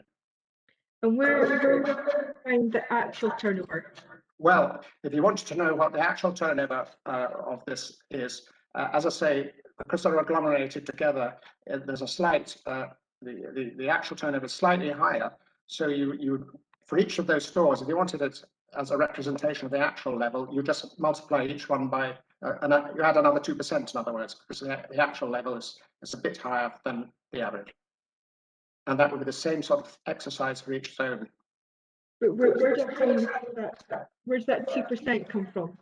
That's the difference between, if you look at the bottom where it says zone 3 and going across. So in other words, it's the difference between the totals. That's really my approach, because that's a good way of getting around this issue. So in effect, it's just you just add on, in this case, 2% to all these figures, all these total figures for the average. And if you wanted to look at another zone, the one below, it's actually slightly less. So that's the way it's done. It's taking the stores together and, if you like, fitting them all into the actual total. Because if you try to calculate from the survey or the household survey what each store would turn over at actual levels, you as I said, they can become inaccurate, because the most popular stores feature very strongly often, and a lot of the smaller stuff hardly appears. So this is a way of accommodating this. So it's fair to call it a representation, and it does seem a lot of local authority clients and Waitrose and things think that's all right. Sorry if I'm being sick, maybe I am being sick. I can understand we get the average turnover by doing your floor space times the average turnover ratio from your rankings gives your turnover. You add all of them together and you get 184.5. Yes, ma'am, yes. And where I'm struggling is where we get the figure of 188.9, or where we find the 2% to show that it's over trading. That was from the previous table 2.6.6, ma'am. Going back a few pages where it was expenditure plus inflows minus outflows equals turnover. So that is the what you might call the actual turnover. So that's table 6.6. Yes, the one we looked at first. So in other words, 6.10 is controlled to 6.6. So see the total turnover. I see that one 188.9. Yes. So you've taken that to your next table, and you're kind of controlling the difference between the two. That's correct. Yes, that's it. Okay, that's absolutely fine. I now totally understand. Thank you. Right, but because that's actually the most important point I want to put over in the inquiry. Thank you.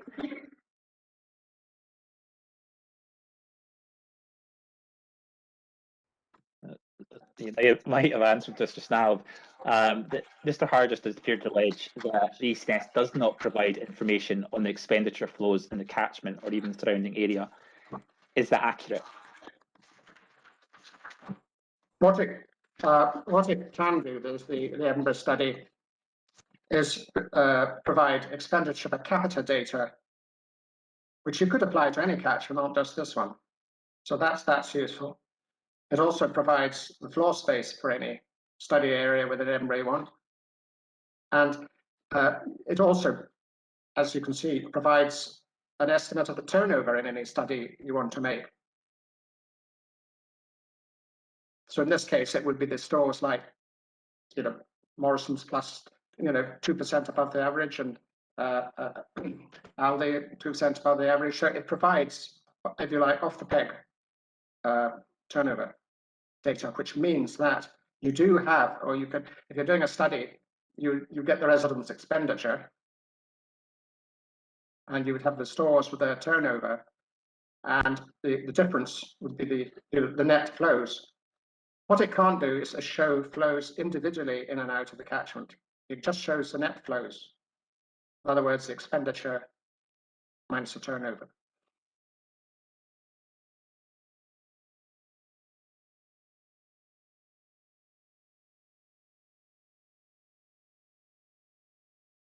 Apologies. In terms of criticism, paragraph 2.5 of the rebuttal statement, why do you consider the ACNS approach to be robust?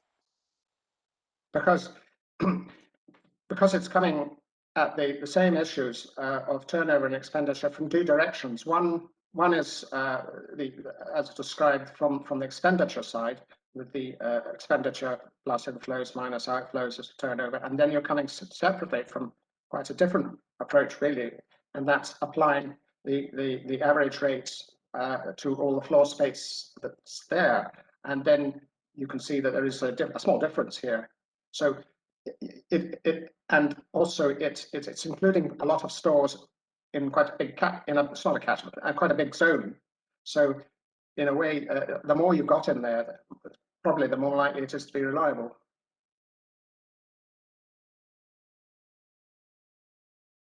And interestingly, for this particular zone, it's not the same for all of them. That actually is a very close match, but that doesn't always happen.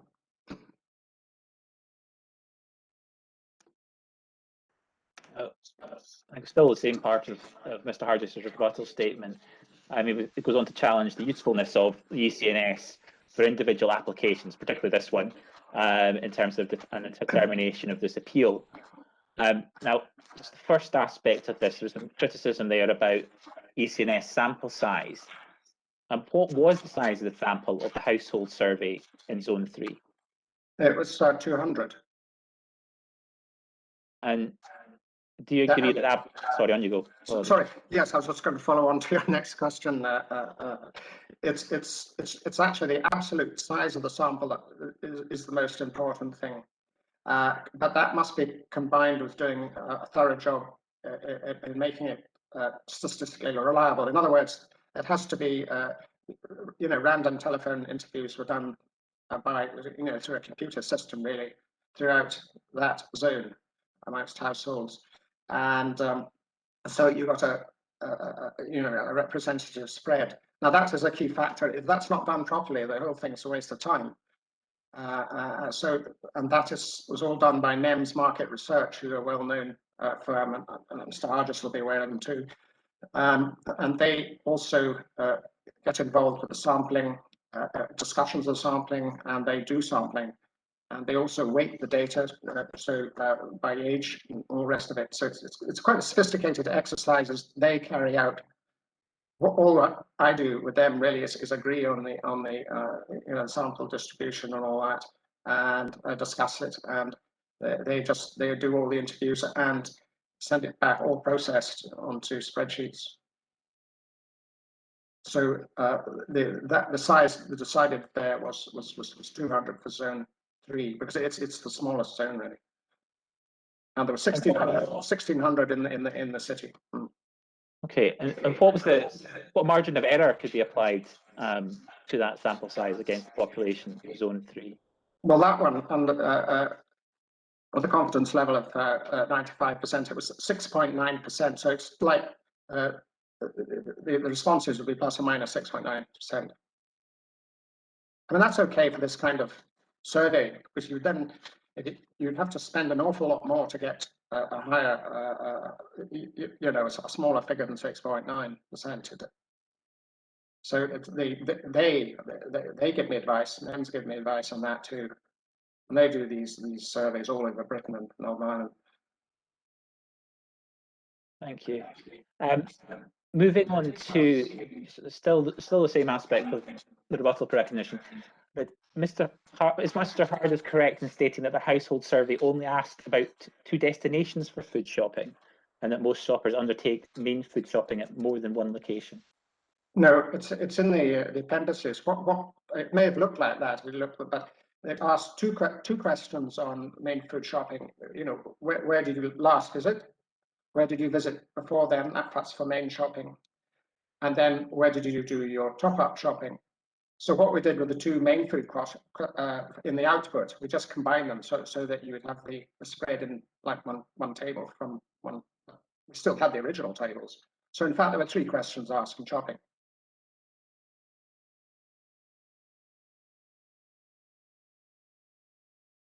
And these can be seen in the appendices, the lists of questions. Would you agree with his statement that the combination of simplification of questions and small sample size significantly limits the reliability of the ECNS for understanding the expenditure flows relating to the catchment area? Well, the reliability of it has to rely on the survey being properly conducted in the zone. So they relate to the zone. They don't relate to the catchment. So there's no use saying, oh well, this is maybe only 65 or 70 people covered in the survey here. That's not what it's about. It's actually getting a reliable sample for the zone.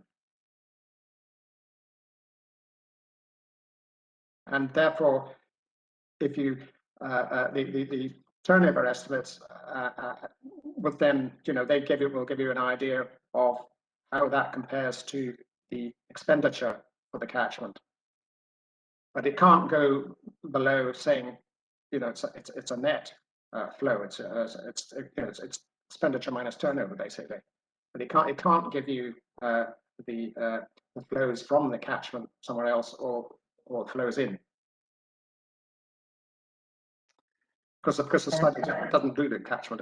You can use this for doing work on smaller catchments, but that's about it. Okay.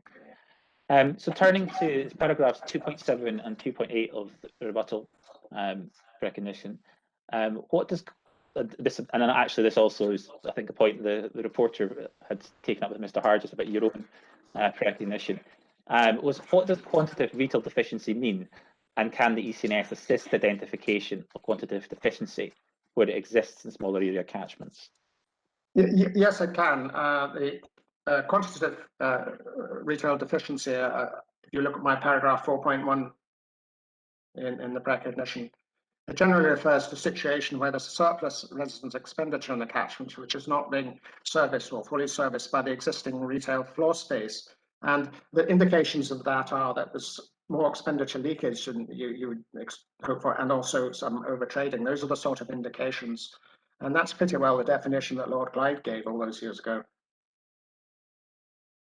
And sorry, what's your last part of the question there? Apologize. Oh, yeah. The smaller area catchments aspect of it. Yes. Well, as I mentioned, you can have it can reveal whether there is a quantitative deficiency in terms of the difference between expenditure and turnover. And if turnover in the catchment is higher than the expenditure, there's hardly a quantitative deficiency. But if the expenditure is higher than the turnover, then that's an indication that there is a quantitative deficiency. But in this case, for this catchment, we estimate that the turnover, in fact, is higher than the expenditure. So there's not a deficiency.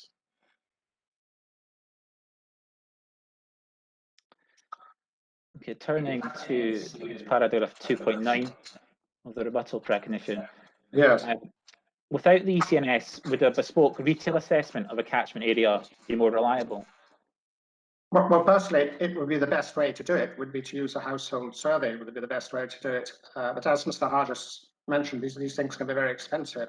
So that would be your best sort of second option.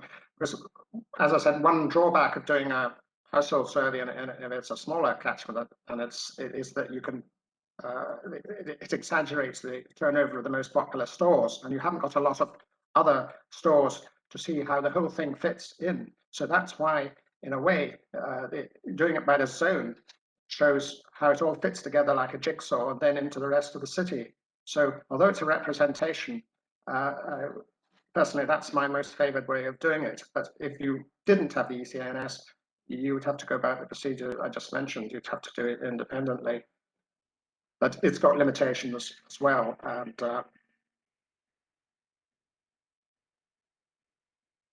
but it's not, that would be the best way to do it if you didn't have that. I mean, none of these things are perfect, yeah. So in this case, it was ECNS that was relied upon for this application. Yes, yes.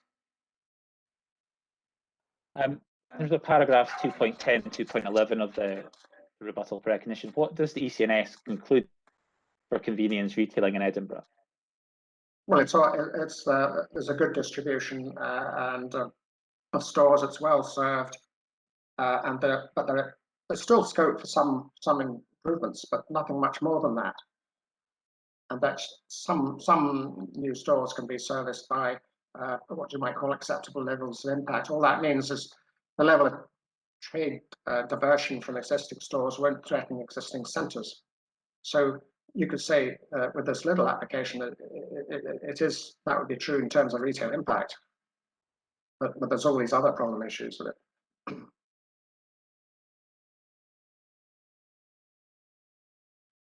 And just finally, in terms of these criticisms from Mr. Hargis, what do you conclude about the ECNS in determining this appeal? I would consider it very important indeed. Now, in Mr. Hargis's rebuttal statement, he used to assert that the TCRM, which is CD24, should be afforded at least as much weight as the ECNS document. So, just firstly, who are the authors of the TCRM? Well, it was Keith Hargis and Donaldson's the agents. But the main editor was Keith Hargis. And did the government give it any endorsement beyond publishing it as a research paper on this subject? It was. They gave no endorsement. They said it was the views of the researchers, but they commissioned it, but they didn't criticize it or anything. They just happened to pay for it. So that's the position. It hasn't got a policy status. So it's just some aspects. Sorry. Yeah, it's just a research paper published through the Scottish Government. Yes. And are some aspects of it useful? Yes, it's got. It was a detailed paper on methodologies for doing carrying out various parts of the retail assessments and town centre assessments, and some of these haven't changed much at all. But there are some aspects of it which I would disagree. I think it has never resolved this issue of dealing with expenditure-based estimates of turnover and the retail rankings. It's just never. It's not overcome that really. It just it stops at really saying that it stops at the point of saying that just actual turnover rates matter mostly. That's what I disagree with. But I mean, different consultants have different approaches. I appreciate that, but my approach is to deal with it as I think I haven't shown in this study, whether you agree with it or not. And so then it's incredibly useful too. And that's why it's also, as I've run through my list of studies I've done, it would seem quite a lot of other customers think so too. Okay.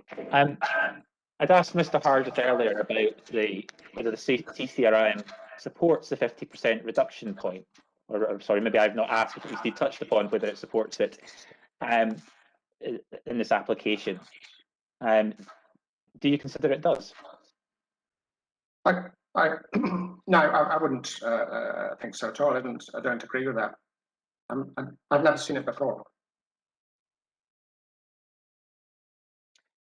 Sorry, so you've not seen this approach? I've not seen that before. No. Not even from Mr. Hargis.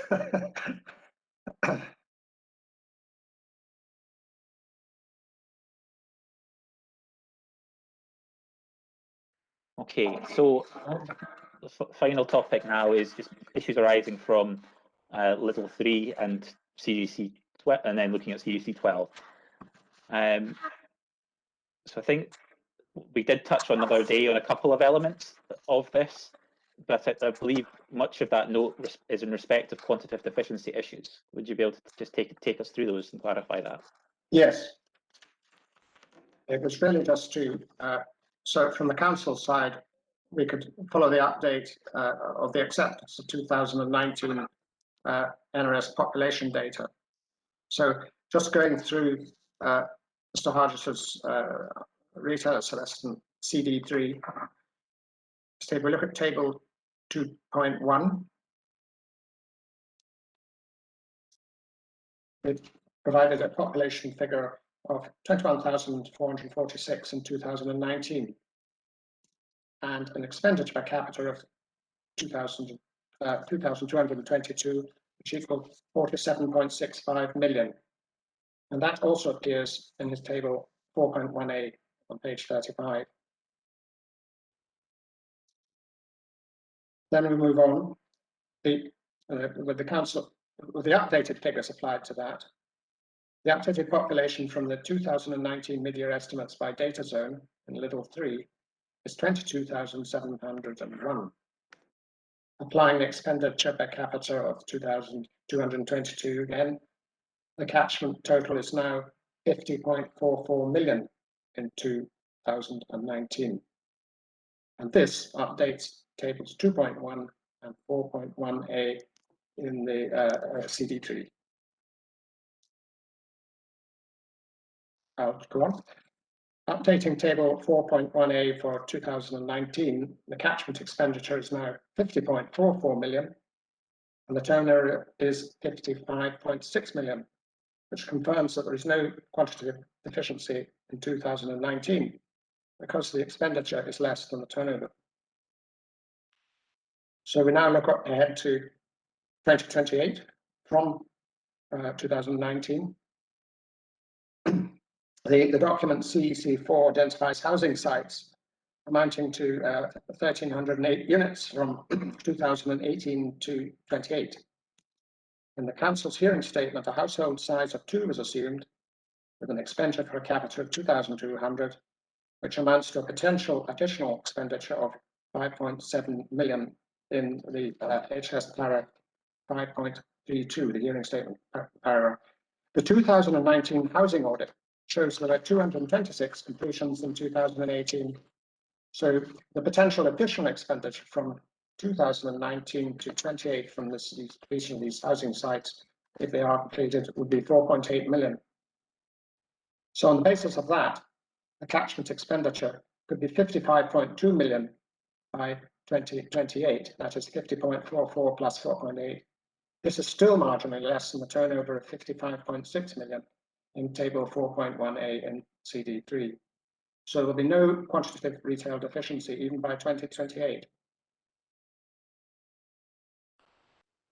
And that's it. Okay, thank you. Sorry, that was a bit long, but I had to go. No, you've clarified your position around quantitative deficiency there in terms of those terms. That is me, ma'am, in terms of examination in chief. Thank you.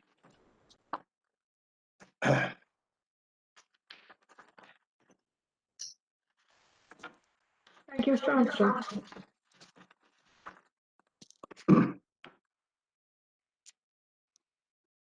Good afternoon, Mr. McLean. If I first of all just say what document... Mr. Armstrong, before we start, I've just noticed the time.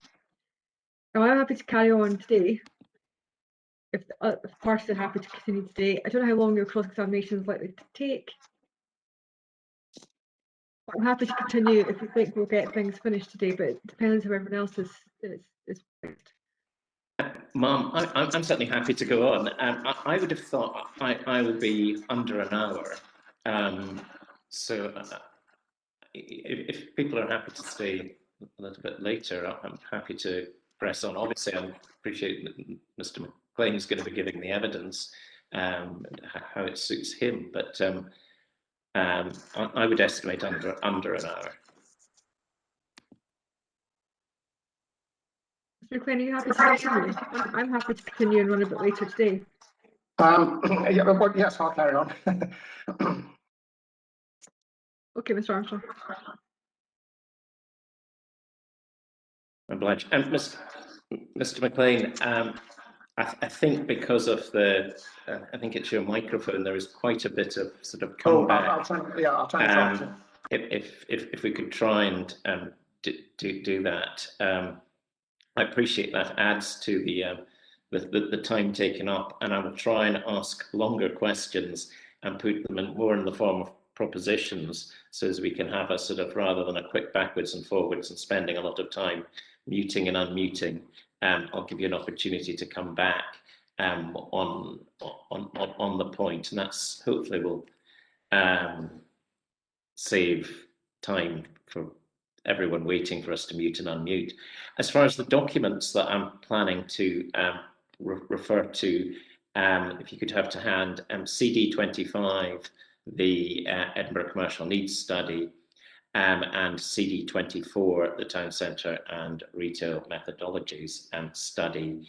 I think we'll maybe try and go to CD3 at some stage if necessary, which is the Retail Impact Assessment Statement, and CD6 and 7, which is the correspondence between the council and Mr. Hargest, and also just in case CD 17, which is the extract of the policy of the LDP, and the SPP, which is CD 19.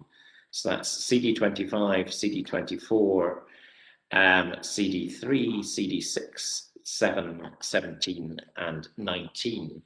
But I'd hoped in the main concentrate on CD 25 and 24, and there may not be a need to go to the other documents, but if we could keep them to hand. Also, Mr. McLean, I don't intend to go over matters that we've obviously addressed in the hearing sessions.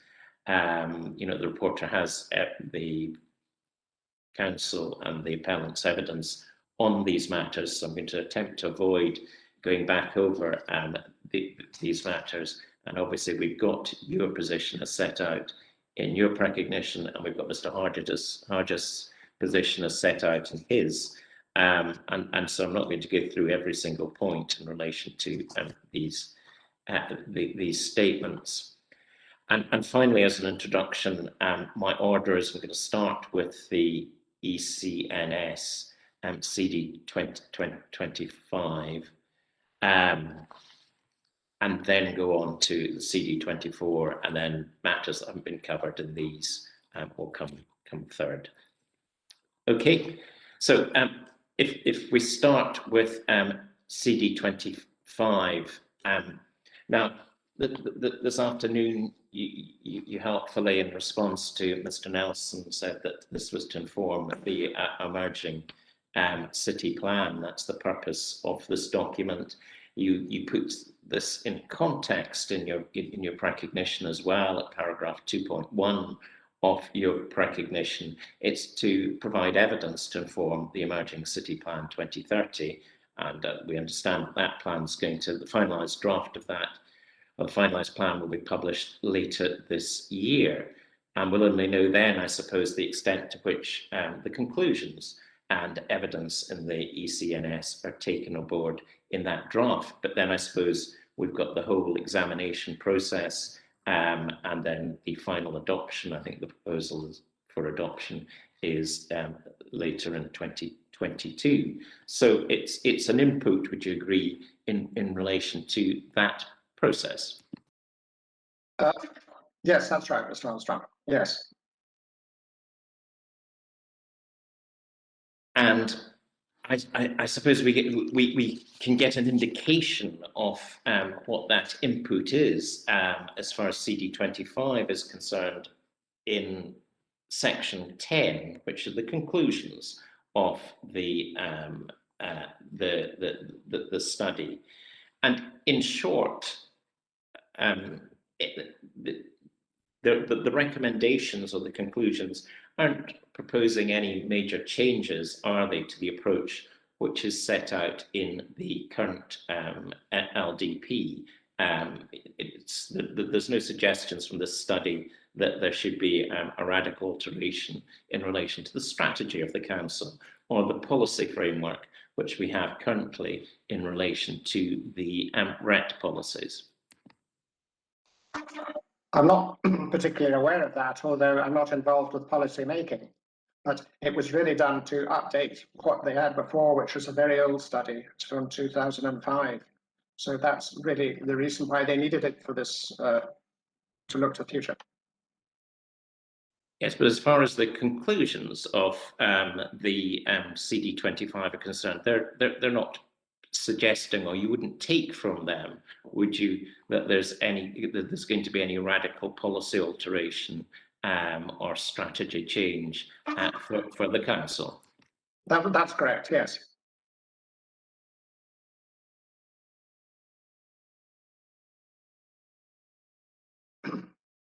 And as you point out, as far as the ECNS is concerned, it's primarily concerned with the whole of Edinburgh, but it does set out information, some information on the 5 zones that are identified.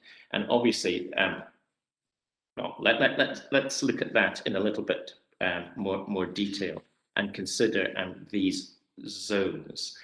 And you've referred this afternoon, Mr. Nelson referred you to the plan at the start of the document. It's also on page 72. It's based on the council election wards, is it not? The zones. It's based on the wards, groups of wards. Each zone is a group of wards, and that's all in the appendices.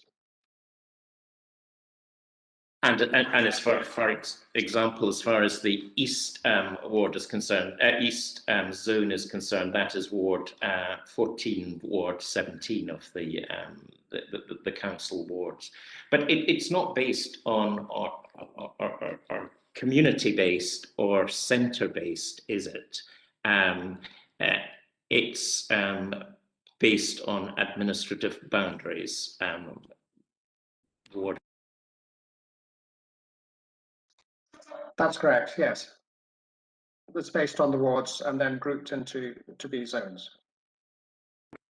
And you've labelled the wards correctly, yes. Yeah. So we have relatively large zones with very different characteristics, I suppose, both from a socioeconomic viewpoint, from a geographical viewpoint. Many of them have different centres and different local centres and different communities. From a retail viewpoint, so socioeconomically, geographically, they're covering large areas with different characteristics. Yes, that's true.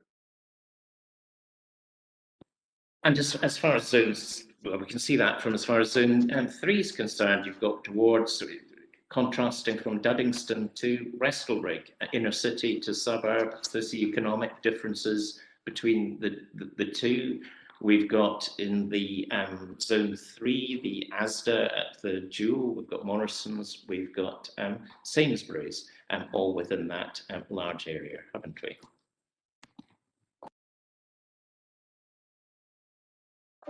Yes, sorry, I'm just slow to mute and unmute. I know it takes a while to get used to.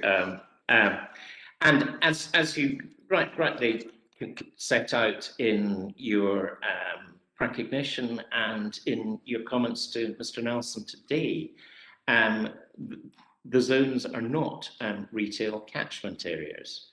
And I suppose following on from that, there's no suggestion in any policy document, or indeed it's not my understanding of the council's position, that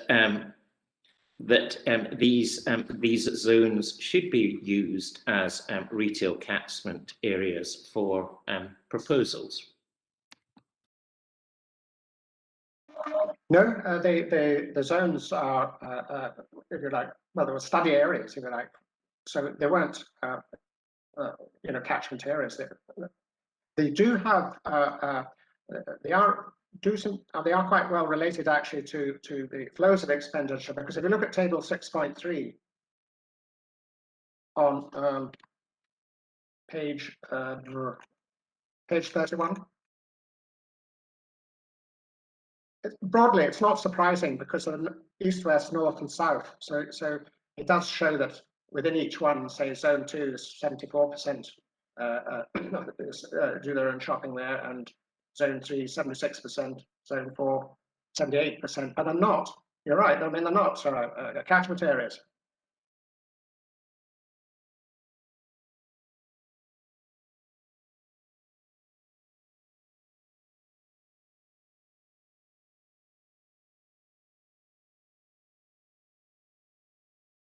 Thank you, mute. So there I go after saying we've got to remember what to do. But I will intend to go on to look at these pages and paragraphs that you've just referred to in a little bit of detail. But putting this all in context, that what we're here today to look at is these matters in the context of policy REC 6A, which of course is the catchment of the proposal, not in relation to these zones in your study.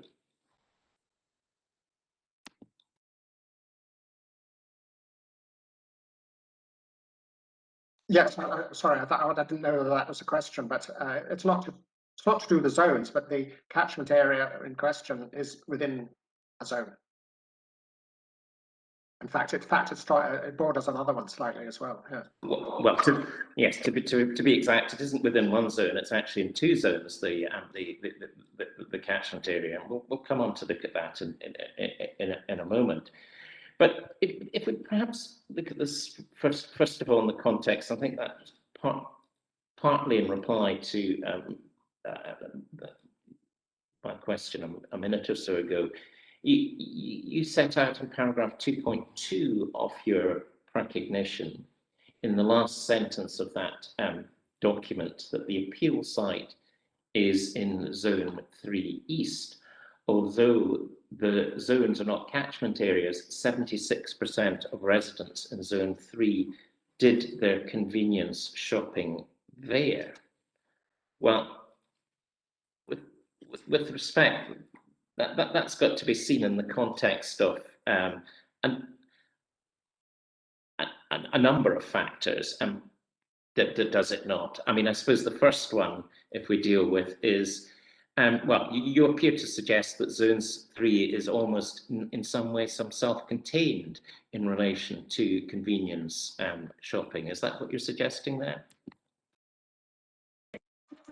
Not self-contained, but a lot of the residents in Zone 3 do their shopping there, as they do. You can see from Table 6, 3 that it's the same with two of the other zones as well. But it's not surprising because it's geographic in terms of north, east, west, and south. So it's not very surprising that that it's turned out like that, apart from the city centre.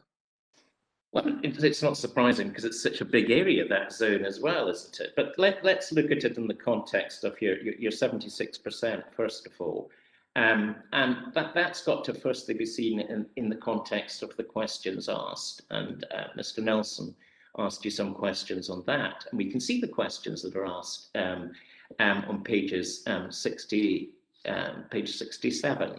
And as you pointed out this afternoon, they were, where did you last do your main food shopping for the household, and where you went to the time before that. And then there's one question on the top up.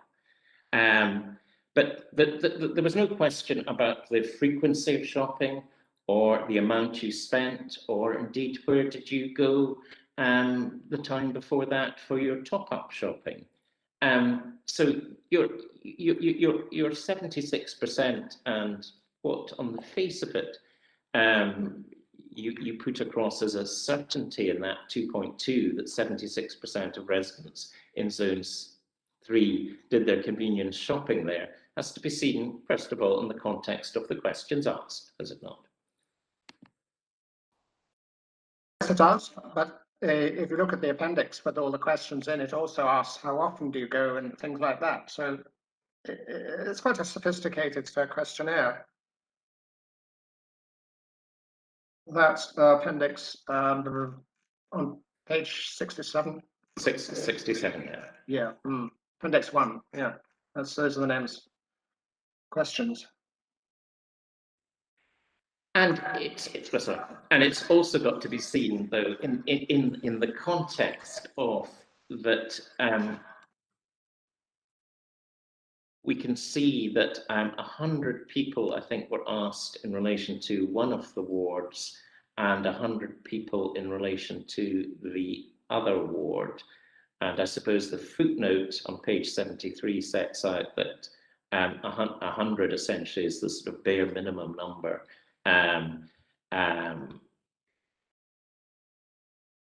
as far as these types of assessments are concerned.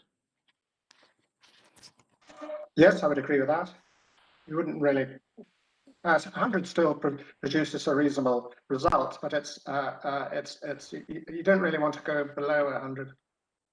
Yeah, well, we see that from page 73 that it sets out in that footnote that begins, rounding here refers to raising sample size in smaller zones to improve representation, which means minor reductions in larger zones. Ideally, a sample size should not be less than 100.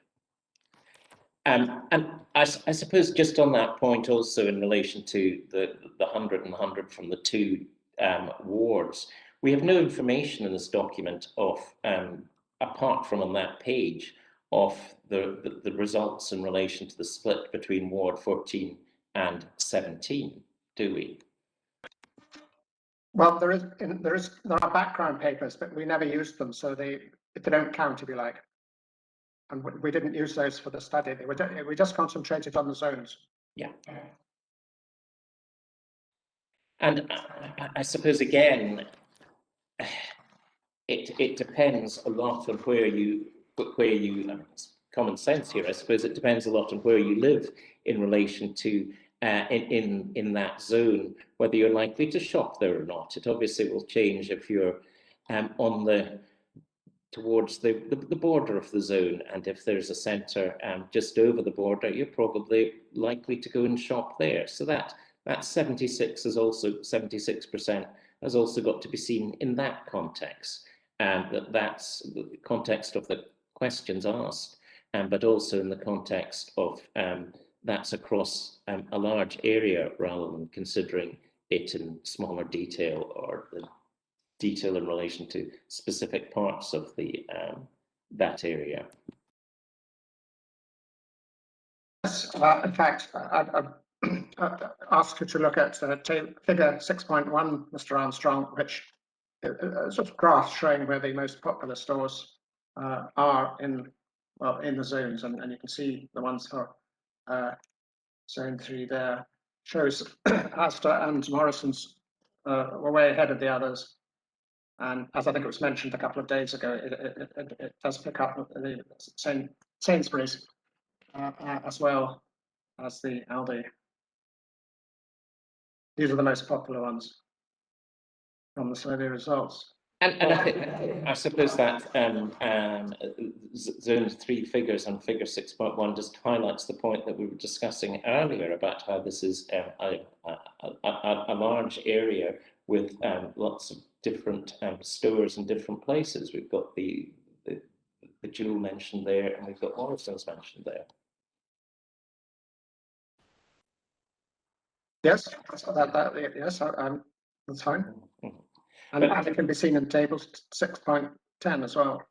Yeah, but for obviously for the purposes of RAT 6A, it's the catchment of the proposal that's important, and that, as we've just discussed, shows that that catchment area covers part of Zone 2 and part of Zone 3, and it only makes up a relatively small part of Zone 3, does it not? Do you mean Zone 2 or Zone 3? Because it's only a small amount in Zone 2, about 2,000 people or something. Well, there's a split. It's the split between Zone 2 and Zone 3, but even the area that's in Zone 3, and of course the majority of the PCA is in Zone 3, but it's only a very small area of the entire Zone 3, is it not? No, it's. I think you mean Zone 2, because it's only about 2,000 people within that primary catchment. Sorry, within that catchment, there's only about 2,000 people in the Zone 2, and the rest in Zone 3. No, I'm not meaning that. Perhaps I'm not making myself clear. What I'm saying is that it straddles Zone 2 and Zone 3, the PCA. There is a small element of the a smaller element of in Zone 2 than there is in Zone 3. But if you look at the PCA, which is in Zone 3, it only makes up quite a small area of that large east zone, does it not? Yeah, yes, a very small part of Zone 2. I've got it in front of me, actually. No, that's not the question. What I'm saying is, if we just think about Zone 3 now, and if we think of the element of the PCA that's in Zone 3, the PCA only makes up a relatively small part of the eastern zone, does it not? I mean, we can see that from. Oh yes, sorry. If we look at it, yeah, that's. If we look at it, we can look at it population-wise, or we can look at it geographically-wise, and it makes up a relatively small element zone 3? It's well, it's some 22,000 compared with 60,000 or so. So it's not that small. Well, that's about a third in relation to population. That's quite a bit, yes. Yeah. And as far as I suppose the next point in relation to the approach of the study CD 2025, with the looking at the zones, the study takes account of inflows and outflows from each zone, does it not? Yes. And you've already alluded to this in your earlier evidence, but I suppose if we go to table 6. Table 6.6. Yes. 6.6 is perhaps the best one for that. That shows that for zone 3, there's a 27% inflow from the rest of Edinburgh, but there's also importantly inflows from outside Edinburgh, and there's 37%, which is by far the highest of all the zones when we compare and look at the other examples you can see from the other zones. So there's a very high inflow from outside Edinburgh into that zone. That's right, Mr. Armstrong. But if you didn't have that higher inflow, there'd be much less expenditure. But you're taking into account of the inflows and outflows in this study, and the fact that a large chunk of that we can see sets out in another one of the tables that it comes from East Lothian, and a smaller element of that from Mid Lothian. That's correct. Yeah. Now, I suppose this all ties back into. You set out in your recognition that the study method is robust, but I suppose the robustness or not of the study isn't really the critical issue as far as our discussions today are concerned. It is the relevance of applying what seems to be the council's case, its findings directly to the catchment area for this proposal, or applying them to this proposal, should I say, not to the catchment area, applying them to this proposal. It's entirely relevant because as I mentioned under examination, that the turnover of all these stores and so forth are really derived from the zone and from the study. So if you look at the catchment of the proposed little store, the turnover of the stores in that catchment derives from the zonal analysis. So it doesn't relate just to the catchment. It relates. It's very important. So it relates to what was derived from the zone. Well, Mr. McLean, there's no dispute between us that Mr. Hargis pointed out today and set out in his recognition that he uses the information from this study, and we'll come on and discuss that in a moment. But you seem to be placing reliance on the assessment in relation to zone 3 in relation to this proposal. And again, it comes back to, I suppose, RET 6A. I mean, that is not the approach that RET 6A advocates or requires, is it? That wasn't the issue. It was really that the turnover of the stores in the catchment area derives from the analysis from the zone. So that provides an estimate really whether there's a retail deficiency or not. Because if you put the turnover and the expenditure together, the difference will give you an indication of whether there's a retail deficiency. So if the turnover is more than the expenditure, then there's hardly a retail deficiency. Well, we'll come on in a moment to look at the retail, your definition of retail deficiency, and come on and consider that. But before we leave this this study, do you accept that, as with all these types of studies, small changes in assumptions may have or may make a major difference? I mean, the ECNS method is based on the differences between expenditure and turnover. Because if there's a difference, a slight change in an input figure, whether it be population, expenditure per capita, floor space, and turnover rates, that will lead to a very large change in the capacity deficiency calculation. Not always, it depends on the circumstances, but of course all these studies, every sort of variable in them is capable of varying, if you know what I mean. So you can't escape that with any of these studies. Yeah, and that would include a bespoke one too. And is that not why you've really got to look at these things from different angles and different assessments, and not just have rely on an overly simplistic view of considering matters? There's nothing simplistic in the ECNS. It's, as I was explaining earlier in my evidence, it takes into account not only all of the distribution of stores, but it also takes into account what's outside and round the catchment, what's outside and round zone 3, and it fits like a jigsaw, if you like, into the whole city. And because of using the household survey, that's a way of it provides, if you like, a context for the whole, both the catchment and the zone. Let's look at this in the context of the next area that we're going on to. We might come back to that. At 2.7,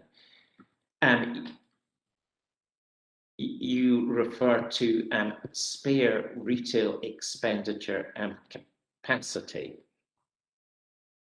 And that really is your approach, I suppose, to the assessment of this proposal is, I suppose, summed up in 4.1 when you say the term quantitative deficiency generally refers to the situation where there is a surplus residence expenditure in the catchment which is not being served by the existing retail floor space. And that is that not an overly simplistic approach to these matters? And that's certainly not the approach that comes out of the Lord Clyde suggestion in CD24 and the analysis that's carried out in CD24. Perhaps if we just turn to CD24 so as we can put this in its context, and that paragraph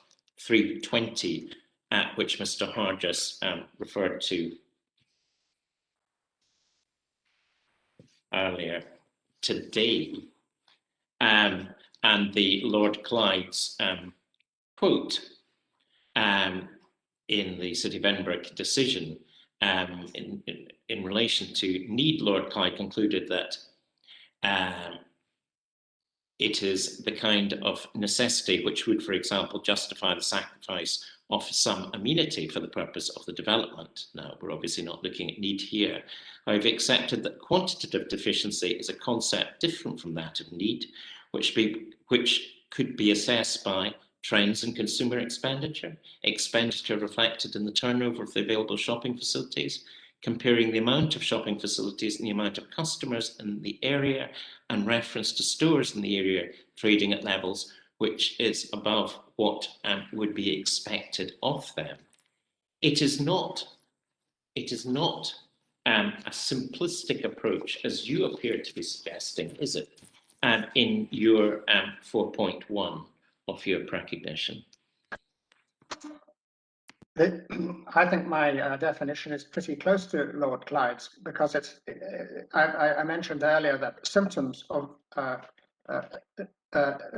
floor space that's, the residents got extra expenditure is that they're either leaking out, going somewhere else, using other stores, or else the store is very busy because it's over trading. These are the symptoms. The retail deficiency definition is really about residents in a catchment area. So, I mean, that's what it's about. Whereas a retail capacity study, say for a new store, would also take into account the potential to draw new trade into it. But we're talking about retail deficiency here, which is actually a more limited sort of sub-definition of retail capacity. Well, we have the quote from Lord Clyde at 320, and then we go on to have the analysis of the issues in a different context, but the analysis of the issues which are relevant to the approach that you're advocating, particularly at paragraphs 340 through to 347, do we not?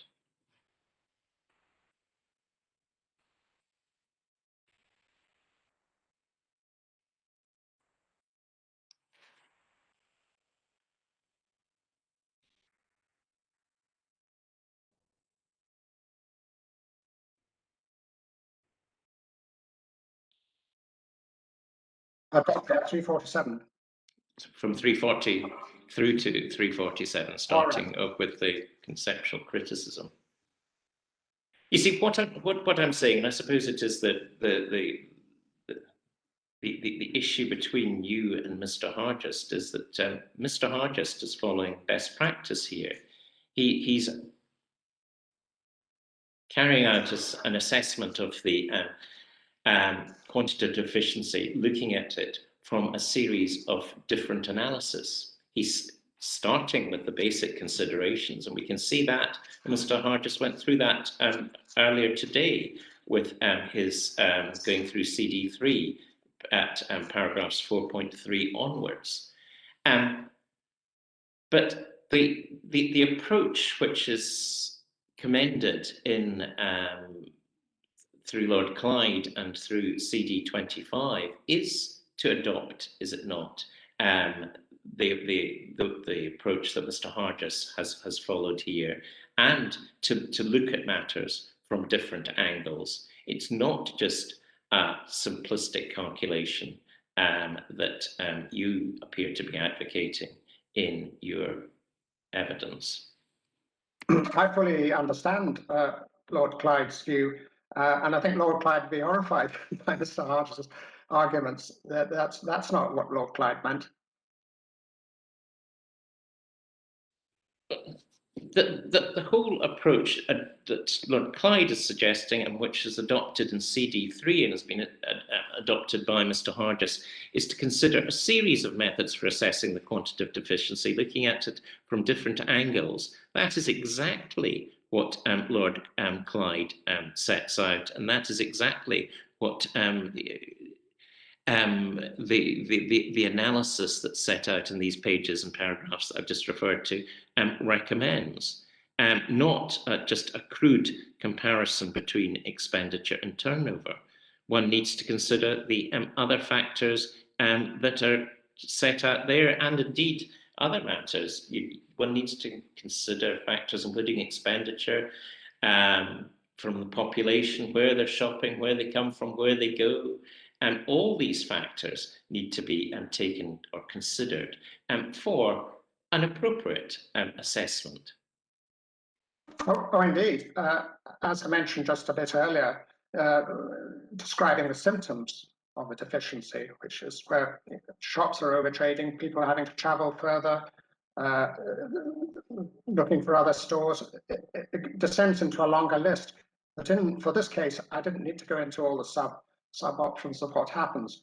I just wanted to make the point, which I think my headline point is actually very close to Lord Clyde's headline point, if you like.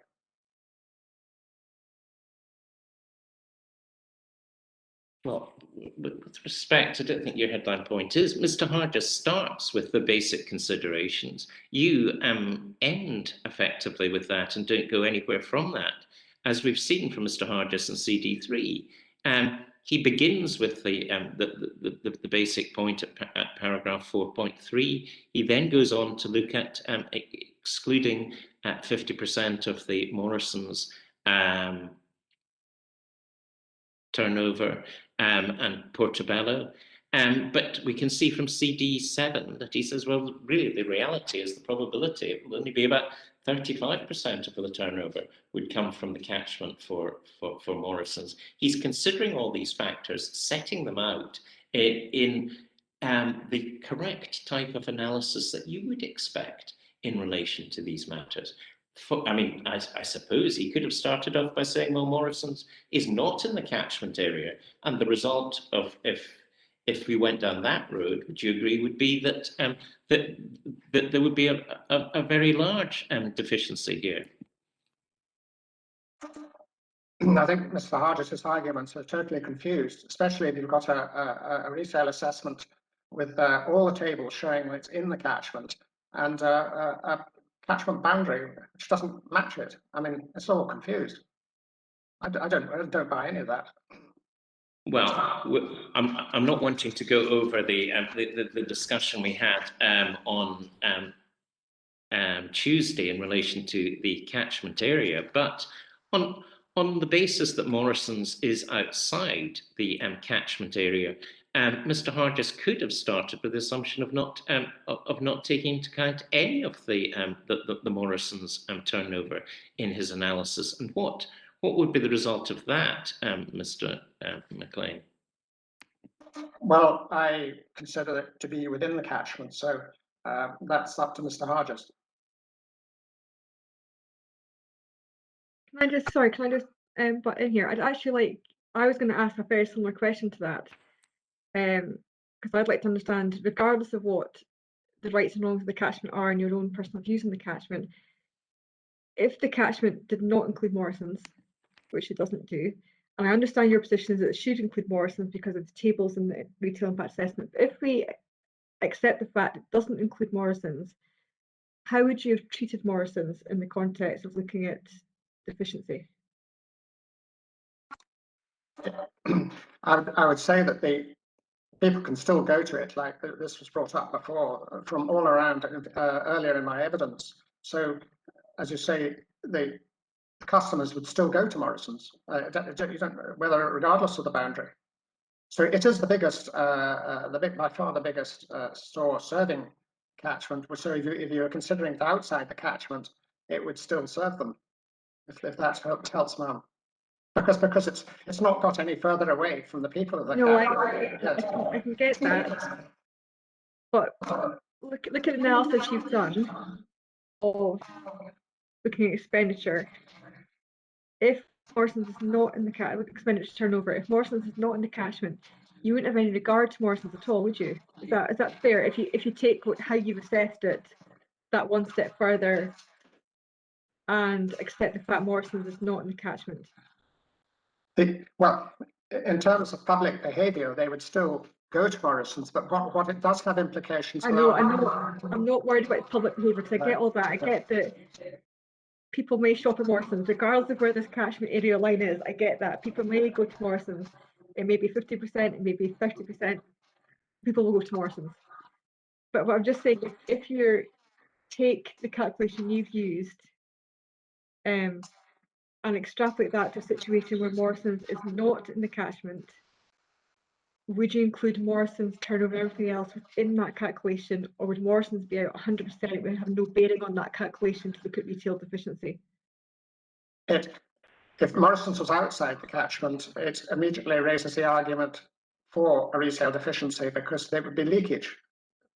If you see what I mean, if the catchment boundary is drawn back and Morrisons outside, is that immediately an argument? Well, there's leakage, so that's part of the deficiency. So Okay. Is that clear now? Yeah, no, it's clear. Yes. Okay, so I just want to clarify that because it was one of my questions that I would have asked. Yes. So if it's outside of the catchment, and say on that basis, then you don't take account of the turnover of Morrison's. What would be the conclusion in relation to policy RET 6A? And sorry, yes, that would then, if it was outside, as I mentioned to the reporter, that would be leakage going out there. So there would be a retail deficiency would arise from that. But it would be an artificial argument, I would say. But it's nevertheless it's logical. So it's not there's no substance, but it's logical. So you know. Would be going to policy RET 6A that the proposal, this proposal would address a quantitative deficiency in that example.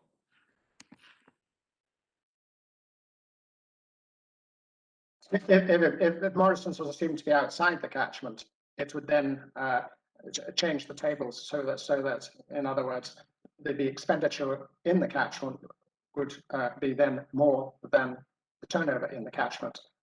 But that store is close enough, it's in the catchment in my view, because it's only 6 minutes away and you can't get away from that.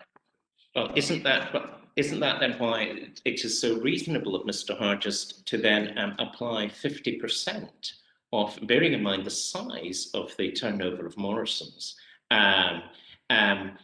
is it not reasonable then for the approach that Mr. Hargest has followed, that it's outside the catchment, but he's still applying 50% of that huge turnover to this analysis? I don't agree with that.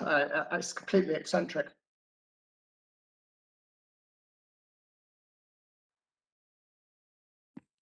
Well, you can see that from Mr. Hargest's explanation of this in CD7 that he is suggesting that in CD7 that in actual fact he could have really instead taken a 65 and 35% split. But again, he wanted to err on the conservative side here.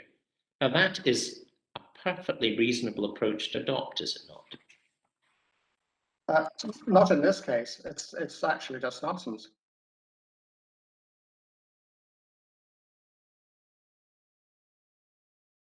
And I've never seen a consultant do that actually. Well, you're saying it's nonsense in the context of you're accepting that there should be 100. If it's outside the catchment area, then there should be. You should not take into account any of the turnover. It should be a sort of 100% taken off rather than, or it should be a 0% rather than 50%. Your comment about nonsense has got to be seen in that context, does it not? No, because of the location of that store, say it was as it should be in the catchment, it means there's a lot more floor space there than would be to serve residents that would otherwise be, it wouldn't be there. People have got access to far more floor space simply because Morrison is there. That's why there isn't a resale deficiency. I mean, it's the biggest superstore all around there, and to say there's a resale deficiency, which is really quite close to it, doesn't make any sense.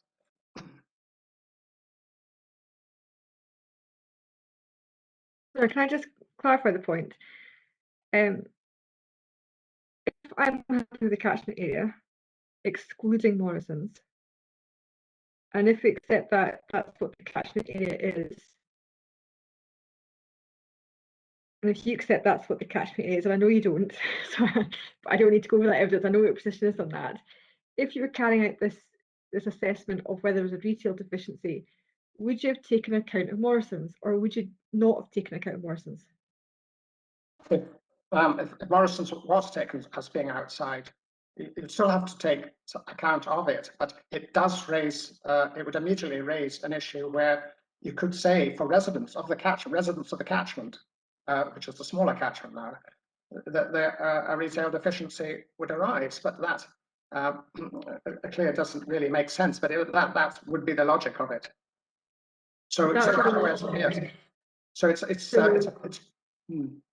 because you haven't got that turnover within the catchment, therefore becomes a deficiency because expenditure is more. Is that right? Yes, it becomes the residence expenditure then becomes leakage instead of just being part of it within the catchment. If you see what I Okay, mean. so if I take this to the next step, Morrison's is still out with the catchment, and Mr. Hargis has added 50% into his calculations. Now, to me, just taking logical extrapolation of that would seem to be a cautious approach. Now, he didn't have to take the 50% call. He could have just ignored Morrison's for the purpose of looking at quantitative deficiency. If Morrison's is outside the catchment, he wouldn't have to bother. He wouldn't have to do that. I mean, this 50% is it's got to come from somewhere, and people from outside or wherever all around use the store. So this issue taking reducing turnover doesn't make sense, because turnover, remember, is made up of resident expenditure inflows and outflows and all that. So you can't, if you're going to change anything, you change the expenditure. You can't just change the turnover. Mr. Hargis had taken no account of Morrison's at all, rather than taking 100%, then reducing it by 50. If you'd taken no account of Morrison's, would you have the same concern? Well, if you accept the catchment, which I know you don't. Yes. Well, it would then be if it was a smaller catchment and didn't include Morrison's, you would have the same thing. You would have the expenditure. There'd be a lot more expenditure leakage. It would become expenditure leakage. The residents under the full catchment, residents' expenditure, which goes to Morrison's, it would be treated. That would be leakage. So it would be leaving the smaller catchment and going to Morrison's. Or someone else, but yeah, going to Morrison's. Yes, so, that's right. So should Mr. Hargis have actually not taken any account of Morrison's in his retail impact assessment, rather than reducing it by 50%? I would come back to the original, which is he had Morrison's in the catchment area, and I think it should be. So I don't agree with any analysis that doesn't have that feature, because it just doesn't make sense. So the 50%. If we don't have Morrison's in the catchment area, you would take no account of Morrison's. Is that fair, simplistic view of the world? Well, it would just be treated as leakage outside the smaller catchment. You see what I mean? That's what I mean now. Yes. Okay. No, I just wanted to clarify that. I'm sorry for butting in. Yes.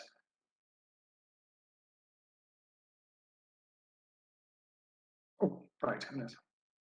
Is that a question? No, I was just saying thank you and sorry for butting in, Mr. Armstrong. You can continue. No, Mum, that's I'm in fact happy to leave it there on the assumption that you're saying that if Mr. McLean, that if Morrison's is outside the boundary, you say that there should be no account and that there would be a quantitative deficiency. Well, it would be the leakage. It would be leakage that was going there, but it's nonsense to say that it's outside the boundary. So it's actually, this is a $64,000 question. Is it part of the catchment or is it not? So it's a very important decision that's to be made for the inquiry, and I maintain that it should be. And you've all heard this before, simply because it's not only the biggest, and it's shown up in the zone services being mainly serving people, and it's only 6 minutes from the proposal site. Yeah, well, Mr. McLean, I did say at the start I wasn't going to go over what we've done, but discussed in other sessions, and we've got your evidence on the catchment area. But just to be clear,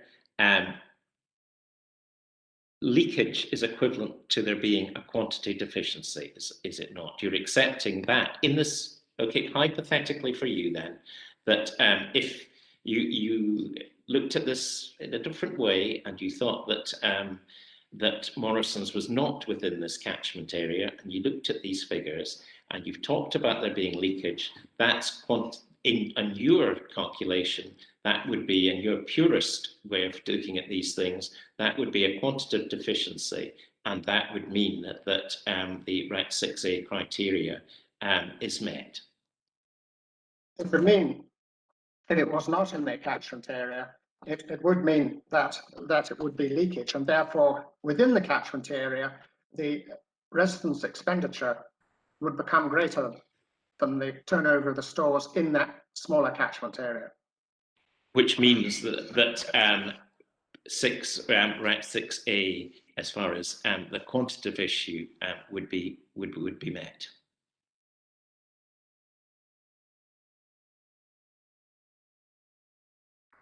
You've gone mute. You want to, as Lord Clyde would say, look at some of these other issues. The stores would then be right beside the catchment. So if I was Lord Clyde, I'd say you'd have to think about that. Like I said, whether it's just a straight deficiency or is it not? And it's clearly the biggest store in the area.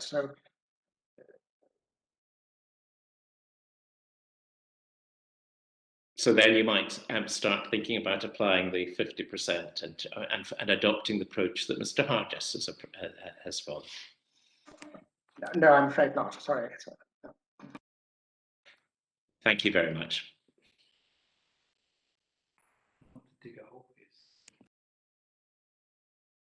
Thank you, Mr. Armstrong.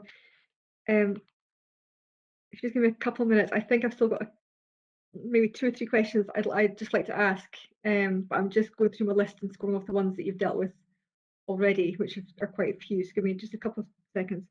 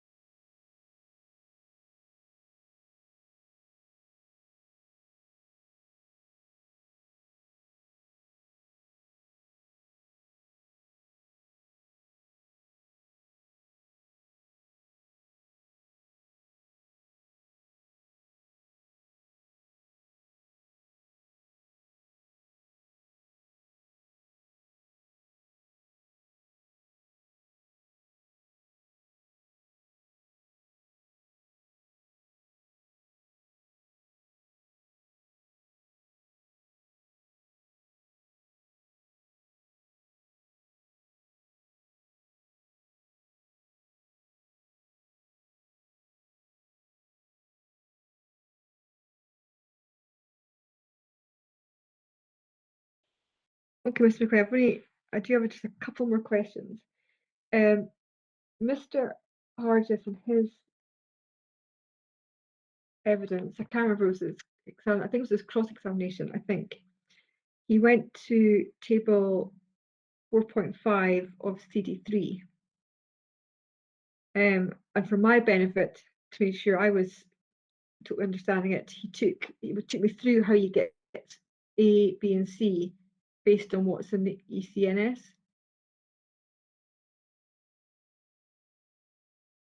Sorry, you're on mute again. Sorry. Yes.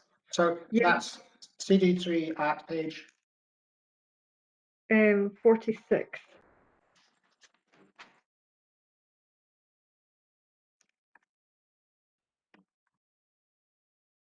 I went through the table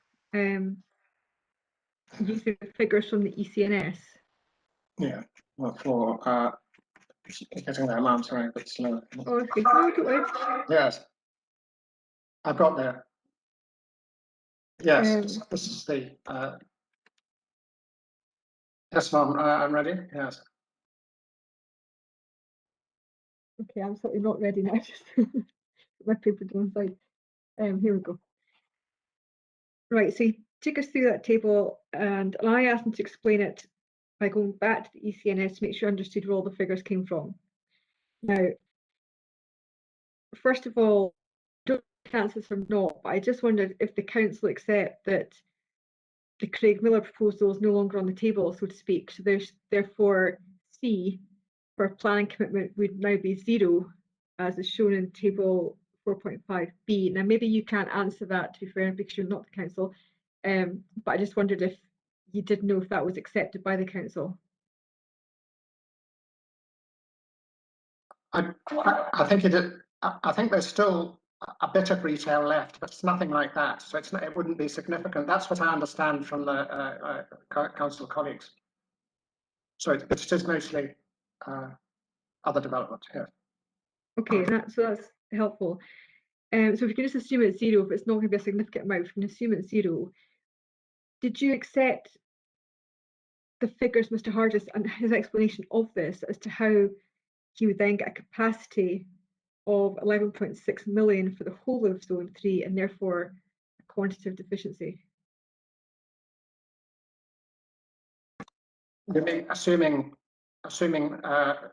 applying the formula for the whole of the city to this? In other words, it would attract, looking at the potential to attract more expenditure into the area and draw. Is that what you mean, ma'am? Well, Mr. Hargis just took us through A, B, and C of the table, and that's Yes. the bit I was really looking at, not the bit below, the A, B, and C. Oh yes, yes. No, I don't accept that at all, ma'am, because the city in section 7 of the Edinburgh study, it looks at the spare capacity for the city as a whole. Now that was really looking at the potential for new development in the city to reduce leakage from the city to elsewhere and attract new expenditure into it. So, and that is part of this potential spare capacity for the city. It only applied to the city.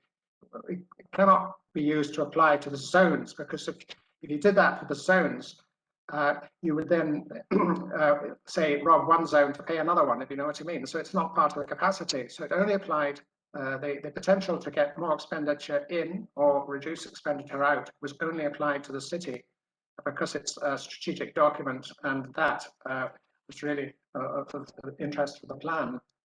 But if you applied it to a zone, it's quite likely you would start attracting expenditure from another zone if it was a powerful development. So that wouldn't really help the city as a whole.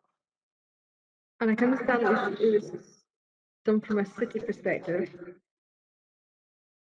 but why can't we extrapolate figure A, B, and C from the report without looking at the flows, inflows, and outflows, but the top part of the table? Why is that not appropriate to do from a zone perspective? Look at the current overtrading, which is in table 6.10.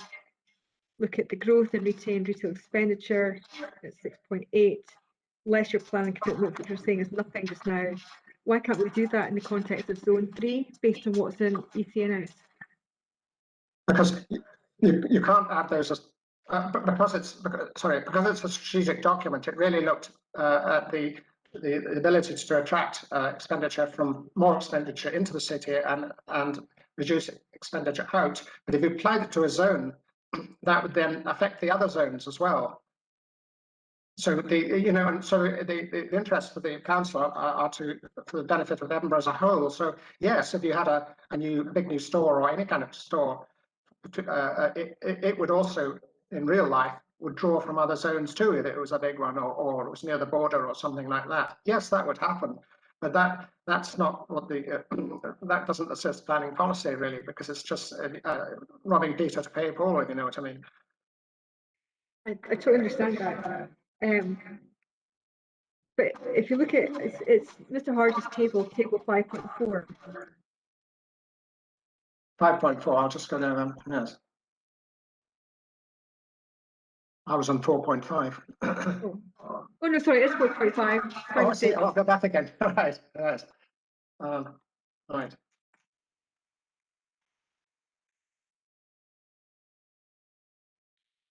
And it's table B, so it's the second table. Yes, table B, yes. And it's lines A, B, and C. Would they just not give you a factual position without looking at outflows and inflows, just a factual position of factually what's the current overtrading situation, what's the growth likely to be, less any commitments, and then that gives you a low estimate of A plus B minus C. Is that just a fact? Yes, that's it, ma'am. Yes, that's fine. Yeah. So what Mr. Hargis did and came up with a figure, I think it was of a capacity of 11.6 million for the whole of zone 3. Is that a reasonable Yes. to make for those 3 lines only? Yes, if you take the top part of that table in B, zone 3, you've got the current overtrading, the gross and retained expenditure, less the planning commitments. That's right, and then it would show, up to 5.6 million up to 2028. You see? Yeah, I think the profit is 11.6 because that figure 1.2 should have been 7.2. But I can check that from the tables. But there would be. That's from table B now. Yes. Would that show capacity? Oh well, is this table A or B? Because one table Table A. B. Table B. Table Well, B because table A assumes Craig Miller. Yes. So table B, excluding Craig Miller, no, it's down here. Under the low estimates, that would be up to 5.6 million. That's what it says on it. It does say there 5.6, but I think Mr. Hargis' evidence, when he went back to the relevant tables in the ECNS, he realised the 1.2 should actually be 7.2, and so therefore the total comes out 11.6.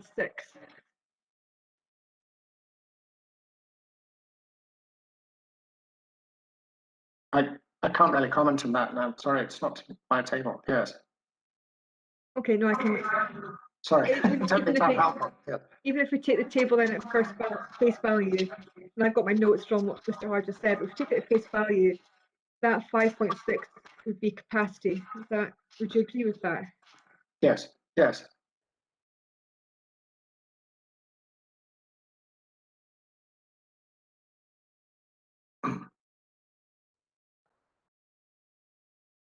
And I asked Mr.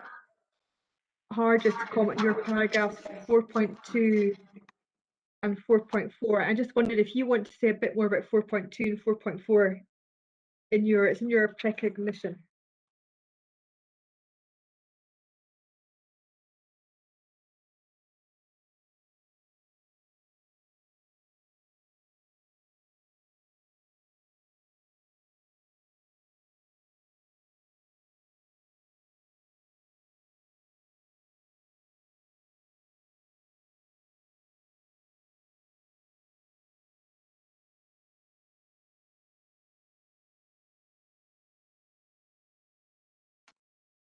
Is that for me now? Yeah, it was whether you wanted to add anything in relation to 4.2 and 4.4. Oh, sorry, I thought you meant Mr. Hargis. Yes. No. In Mr. Hargis, in my precognition. It's in your precognition. Yes, sorry, I thought you were talking to Mr. Hargis. Beg your pardon. No, I don't want to change anything really.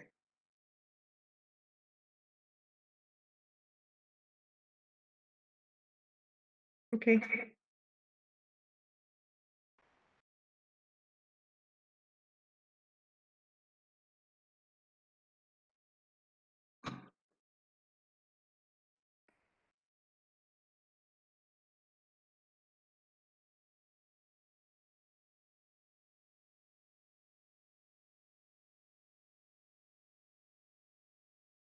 Okay, thank you, Mr. McLean. I've got no further questions. Mr. Nelson, it's over to you for any re-examination that you might have at this point. Just a couple of points, ma'am. So just to firstly, same document as actually we ended on there, as it happens. So in 4.1 of your precognition, Mr. McLean, can you just read the very last sentence of that paragraph?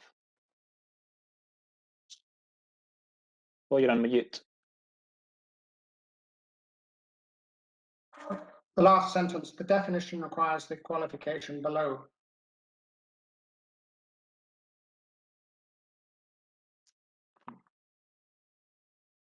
Mr. Nelson, you're now on mute. Apologies to all.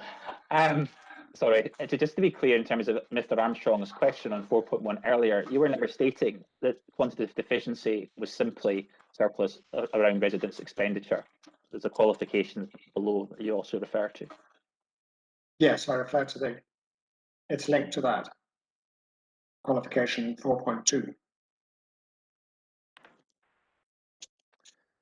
Now, Mr. Armstrong then had referred you to a quotation from Lord Clyde and a case. I'm just see if I can bring you back to the page of the. I think was it CD 24 and page 22. I think it was. It was paragraph 3.20. In CD 24. Yes, it was a TCRM document. Yeah. I think there's a reference there in it of bullet 25 to give us a case reference. What page is it on? Sorry, page 22. Or 22, right. Yes, I've got there now. So there's a brief quote there from Lord Clyde, and I was just wanting to check. There's firstly, there's a bullet there with number 25. And does it actually specify a legal case reference there or anything for this that we're talking about?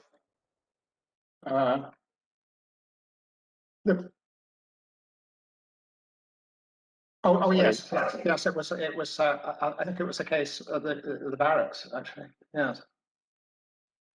But has that case been before us, before inquiry today, in terms of you actually getting to look at the full quote? I have seen the full quote, but I haven't got the paper right in front of me. But I remember it. Okay. But it would be fair to say, and if you remember it, that this is only part of that quote, part of what Lord Clyde says about the subject.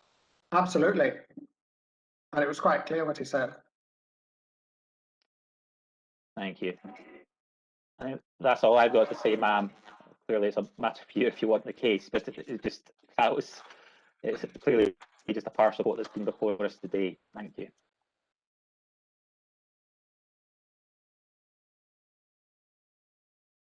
Okay, thank you very much. I think that brings our inquiry session to a close. So on that basis, all of the oral sessions have now been concluded, the 4 hearing sessions and the inquiry session. So there'll be no need to reconvene tomorrow. You're probably glad to hear. Now, we did agree at the pre-examination meeting that both parties would submit closing submissions. And the council's closing submission will come first, and it is due on the 29th of March, and the appellant's is due on the 6th of April.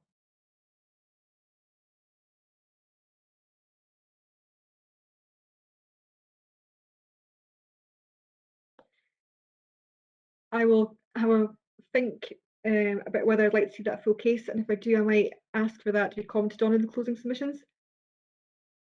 Given that I don't have the case, so I think it might be helpful, but I will think about that, and if I do think that would be helpful, the case officer, Christine, will get in touch with you both.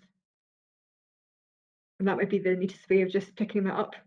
Make sure I've got the full picture there on that one. So really all it remains to say is thank you very much. Thank you for coping with the virtual environment. Apart from everyone sometimes being on mute when they weren't meant to be on mute, I think actually went very well and fairly efficiently. So thank you for that, and thank you for making it happen.